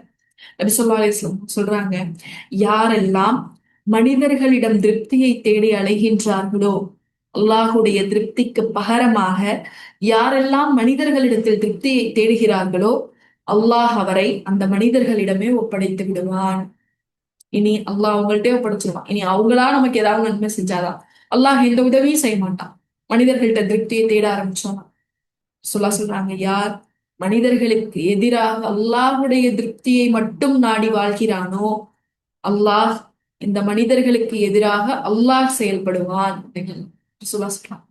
பாருங்க, அல்லாஹுடைய திருப்தியை மட்டும் நம்ம மையப்படுத்தி வாழும் போது நம்மளுடைய வாழ்க்கை இலகுவான வாழ்க்கையா மாறுது. அல்ஹம்துலில்லாஹ். இது வரைக்கும் எத்தனை வழிமுறைகள் நம்ம பார்த்திருக்கோம்? எத்தனை வழிமுறைகள் பார்த்தோம்? 14 வழிமுறைகள் பார்த்திருக்கோம் நம்மளுடைய உள்ளத்தை அமைதியாக்குறதுக்காக. இந்த வழிமுறைகள்லாம் எதுக்காக? இதெல்லாம் நம்ம பின்பற்றணும் அப்படின்னா நம்மளும் அல்லாஹுடைய நேசர்களாக பயம் இல்லாம கவலை இல்லாம வாழ முடியும். இன்ஷா அல்லாஹ். யோசிச்சு பாருங்களேன், இந்த வாழ்க்கை, இதுல படக்கூடிய கஷ்டம், இதுல இருக்கக்கூடிய முயற்சி, இதெல்லாம் எதுக்காக? இது அந்த கேள்வியோட அப்புறம் ஒரு துவாவோட இன்ஷா முடிச்சிருக்கும். இந்த வாழ்வு எதுக்கு? இந்த முயற்சி எதுக்கு? இங்க படக்கூடிய கஷ்டம் எதுக்கு? எதுக்காக?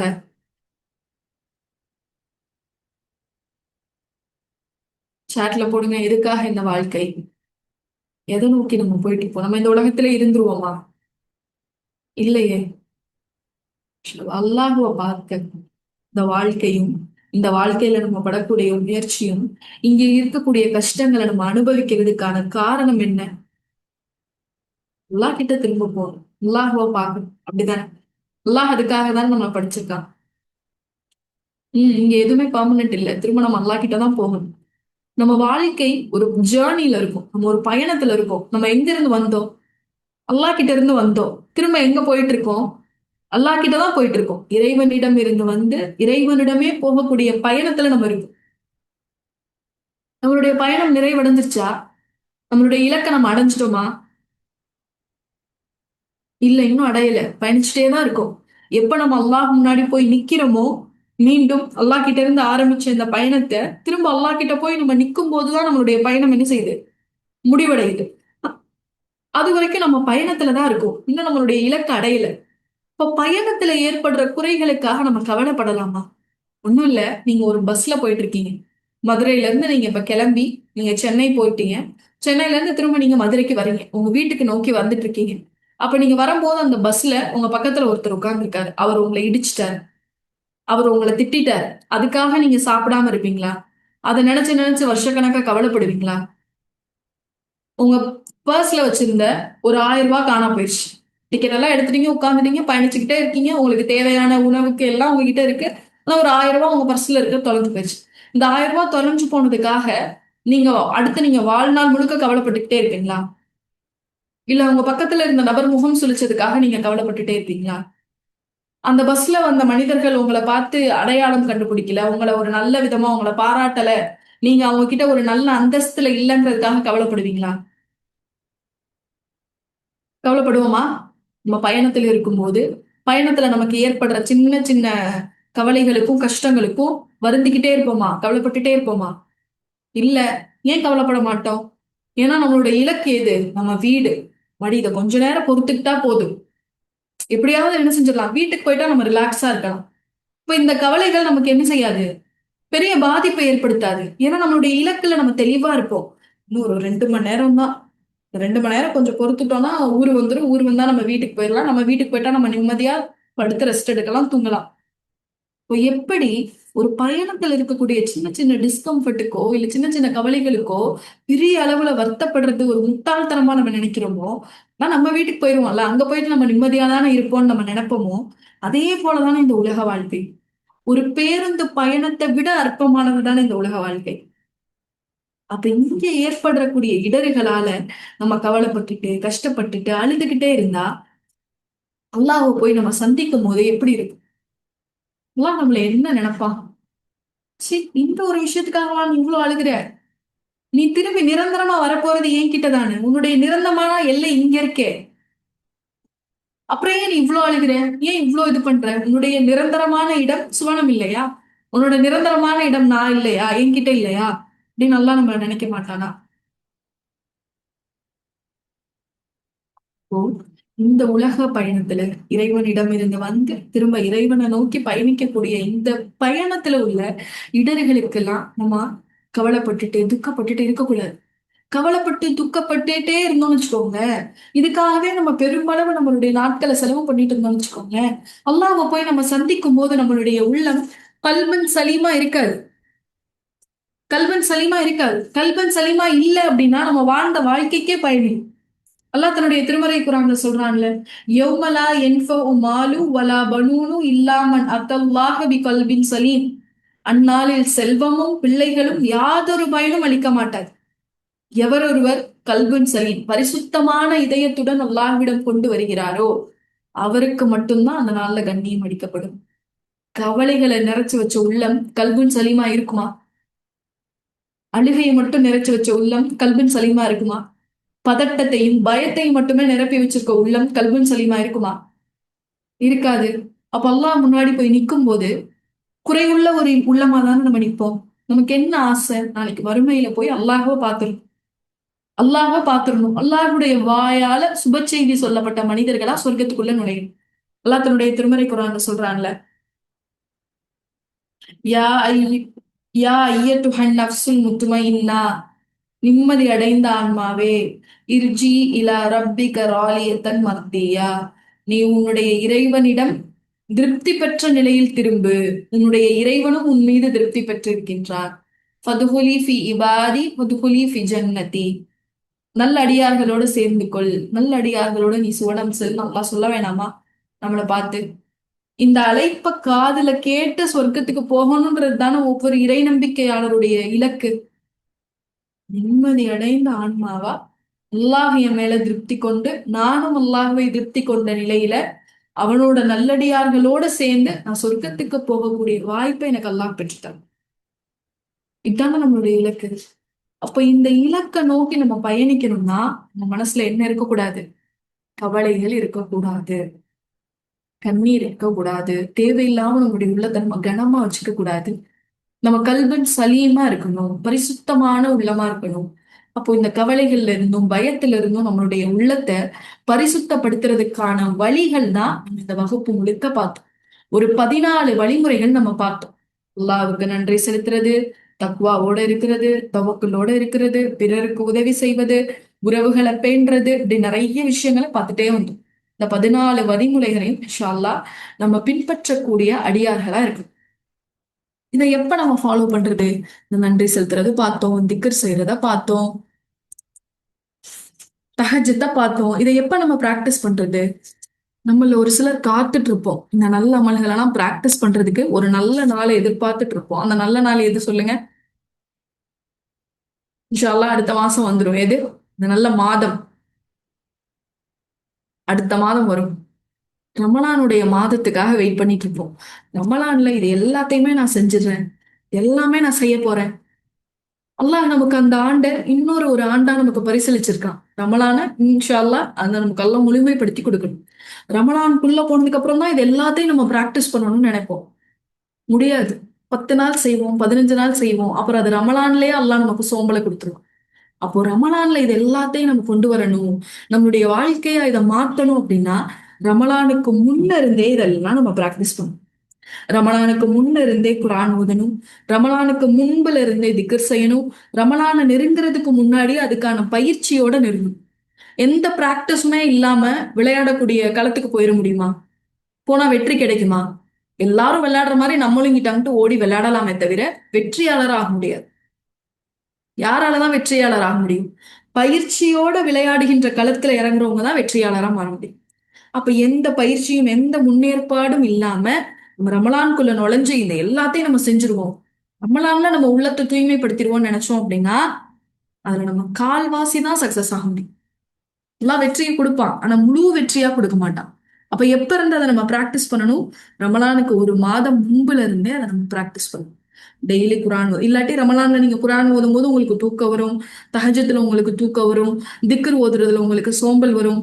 ரமலானுக்கு முன்புல இருந்தே அதை பிராக்டிஸ் பண்ணும். பிராக்டிஸ் பண்ணீங்க அப்படின்னா ரமலானை இன்னும் நம்ம நல்லா ப்ரொடக்டிவா யூஸ் பண்ணலாம். இன்னும் நம்ம அதை ஆக்கப்பூர்வமா பயன்படுத்துறதுக்கு அது வாய்ப்புள்ளதா இருக்கும். இன்ஷா அல்லாஹ் கேட்டதின்படி செயல்படக்கூடிய மக்களாக அல்லாஹ் உங்களையும் என்னையும் ஆக்கி வரலனும். இறுதியா இந்த செஷனை முடிக்கிறதுக்கு முன்னாடி அல்லாஹ் கிட்ட ஒரு பிரார்த்தனையோட இந்த செஷனை முடிப்போம். நீங்க எந்த இடத்துல இருந்தாலும், உங்களை சுத்தி எத்தனை நபர்கள் இருந்தாலும் துவாவுக்கான நேரம். கண்களை மூடி கைகளை உயர்த்தி, நம்ம இப்ப துவால பார்த்தோம்ல, இறைவன் எனக்கு அருகில இருக்கான், கரீபா இருக்கான் அப்படிங்கிற உணர்வோட, நான் கேட்டா அதுக்கு என்னுடைய இறைவன் பதில் அளிக்கிறான் அப்படிங்கிற உணர்வோட அல்லாஹ் கிட்ட பிரார்த்திக்கக்கூடியவங்களா இருக்கும். இன்ஷா அல்லாஹ் கைகளை உயர்த்தி வச்சுக்கோங்க. அல்லாஹ் கிட்ட துவா செய்யக்கூடிய நேரம். இந்த துவாவோட நம்ம நிறைவு செய்யணும். ரப்பனா, எங்கள் இறைவா, உன் முன் நாங்கள் திறமையின்றி, வல்லமையின்றி, வலிமையின்றி, சோர்வுற்றவர்களாக நிற்கின்றோம். இறைவா, உன் முன் நாங்கள் சோர்வுற்றவர்களாக நிற்கின்றோம், மனமுடைந்த பலகீனமானவர்களாக நிற்கின்றோம். எங்கள் இதயம் கனத்து உள்ளது, கவலைகளாலும் அச்சத்தாலும் இறுக்கமாக உள்ளது. இறைவா, எங்கள் பிரார்த்தனைகளை நிறைவேற்றும் ஆற்றல் உடையவனே, எங்கள் பிரார்த்தனைகள் தாமதிக்கப்பட்டாலும் அவை உன்னிடத்தில் நிராகரிக்கப்படுவதில்லை என்று உணர்ந்த அடிமை நான். இறைவா, எங்களை உன்னிடம் நெருங்கச் செய்வதற்காகவே இந்த சோதனைகள் என்பதை நாங்கள் நன்கு உணர்கிறோம். இறைவா, உதவி செய்பவனே, பாதுகாப்பவனே, உதவி செய்வதில் சிறந்தவனே, எங்களுக்கு உதவி செய்வாயாக. எங்கள் இதயங்களை லேசாக்குவாயாக. உனது ஒளியினால் அதை பலப்படுத்துவாயாக. உன்னை விட்டு நாங்கள் விலகி போகும் போதெல்லாம் மென்மையாக எங்களை உன்னோடு இழுத்து விடு இறைவா. எங்கள் வாழ்வை நீ பொறுப்பேற்றுக் கொள் இறைவா. கண்ணிமைக்கும் நேரம் கூட நீ எங்களை உனது பொறுப்பிலிருந்து விலக்கி விடாதே இறைவா. மன்னிப்பவனே, மன்னிப்பை விரும்புவனே, எங்களை மன்னித்து விடு. உன்னையன்றி எங்கள் பாவங்களை தூய்மைப்படுத்த யாரும் இல்லை ரப்பே. எங்கள் பாவங்களை மன்னித்து விடு. எங்கள் இயல்புகளை சீர்படுத்து இறைவா. எங்கள் இயல்புகள் முழுவதையும் செம்மைப்படுத்து இறைவா. உனக்கு விருப்பமான முறையில் எங்கள் இயல்புகளை அமைத்து கொடு இறைவா. எங்கள் முடிவை எங்கள் ஆரம்பத்தை விட அழகாக்கி வை இறைவா. உன்னை விட்டு நாங்கள் வந்த ஆரம்பத்தை விட உன்னை சந்திக்கக்கூடிய எங்களுடைய முடிவு மிக அழகானதாக இருக்க உதவி செய் இறைவா. எங்களை முயற்சிக்கும் மனிதர்களாக, உனது நேசர்களாக இரவில் நின்று உன்னை வணங்க உதவிட இறைவா. உன்னை நினைவு கூற, உனக்கு நன்றி செலுத்த எங்களுக்கு உதவிட இறைவா. இறைவா, உன் கோபத்தை நாங்கள் அஞ்சுகிறோம். உனது கருணையை நாங்கள் ஆதரவு வைக்கின்றோம். நாளை மறுமையில் உன்னுடைய திருப்தியோடு சுவனம் செல்லக்கூடிய அடியார்களாக எங்களையும் எங்கள் குடும்பத்தாரையும் ஆக்கியவர்கள் இறைவா. இறைவா, உனது உபதேசங்களை கேட்க எங்களுக்கு அருள் செய்தது போல கேட்டதின்படி வழிநடக்கக்கூடிய மனிதர்களாக எங்களை ஆக்கிவை இறைவா. நாளை மறுமையில் சுவனத்தில் மிக உயர்ந்த சுவனமான ஜன்னத்துல் ஃபிர்தௌஸ் எனும் சொர்க்கத்தில் அல்லாஹுவின் இறை நேசர்கள் என்ற அடையாளத்தோடு நுழைய கிருபை செய் இறைவா. எங்கள் வாழ்வையும் எங்கள் மரணத்தையும் உனக்கு விருப்பமானதாக ஆக்கிவை இறைவா. சுப்ஹானக அல்லாஹும்ம வபிஹம்திக அஷ்ஹது அல்லா இலாஹ இல்லா அன்த அஸ்தக்ஃபிருக வ அத்தூபு இலைக். அஸ்ஸலாமு அலைக்கும் வரஹ்மத்துல்லாஹி வபரகாத்துஹு.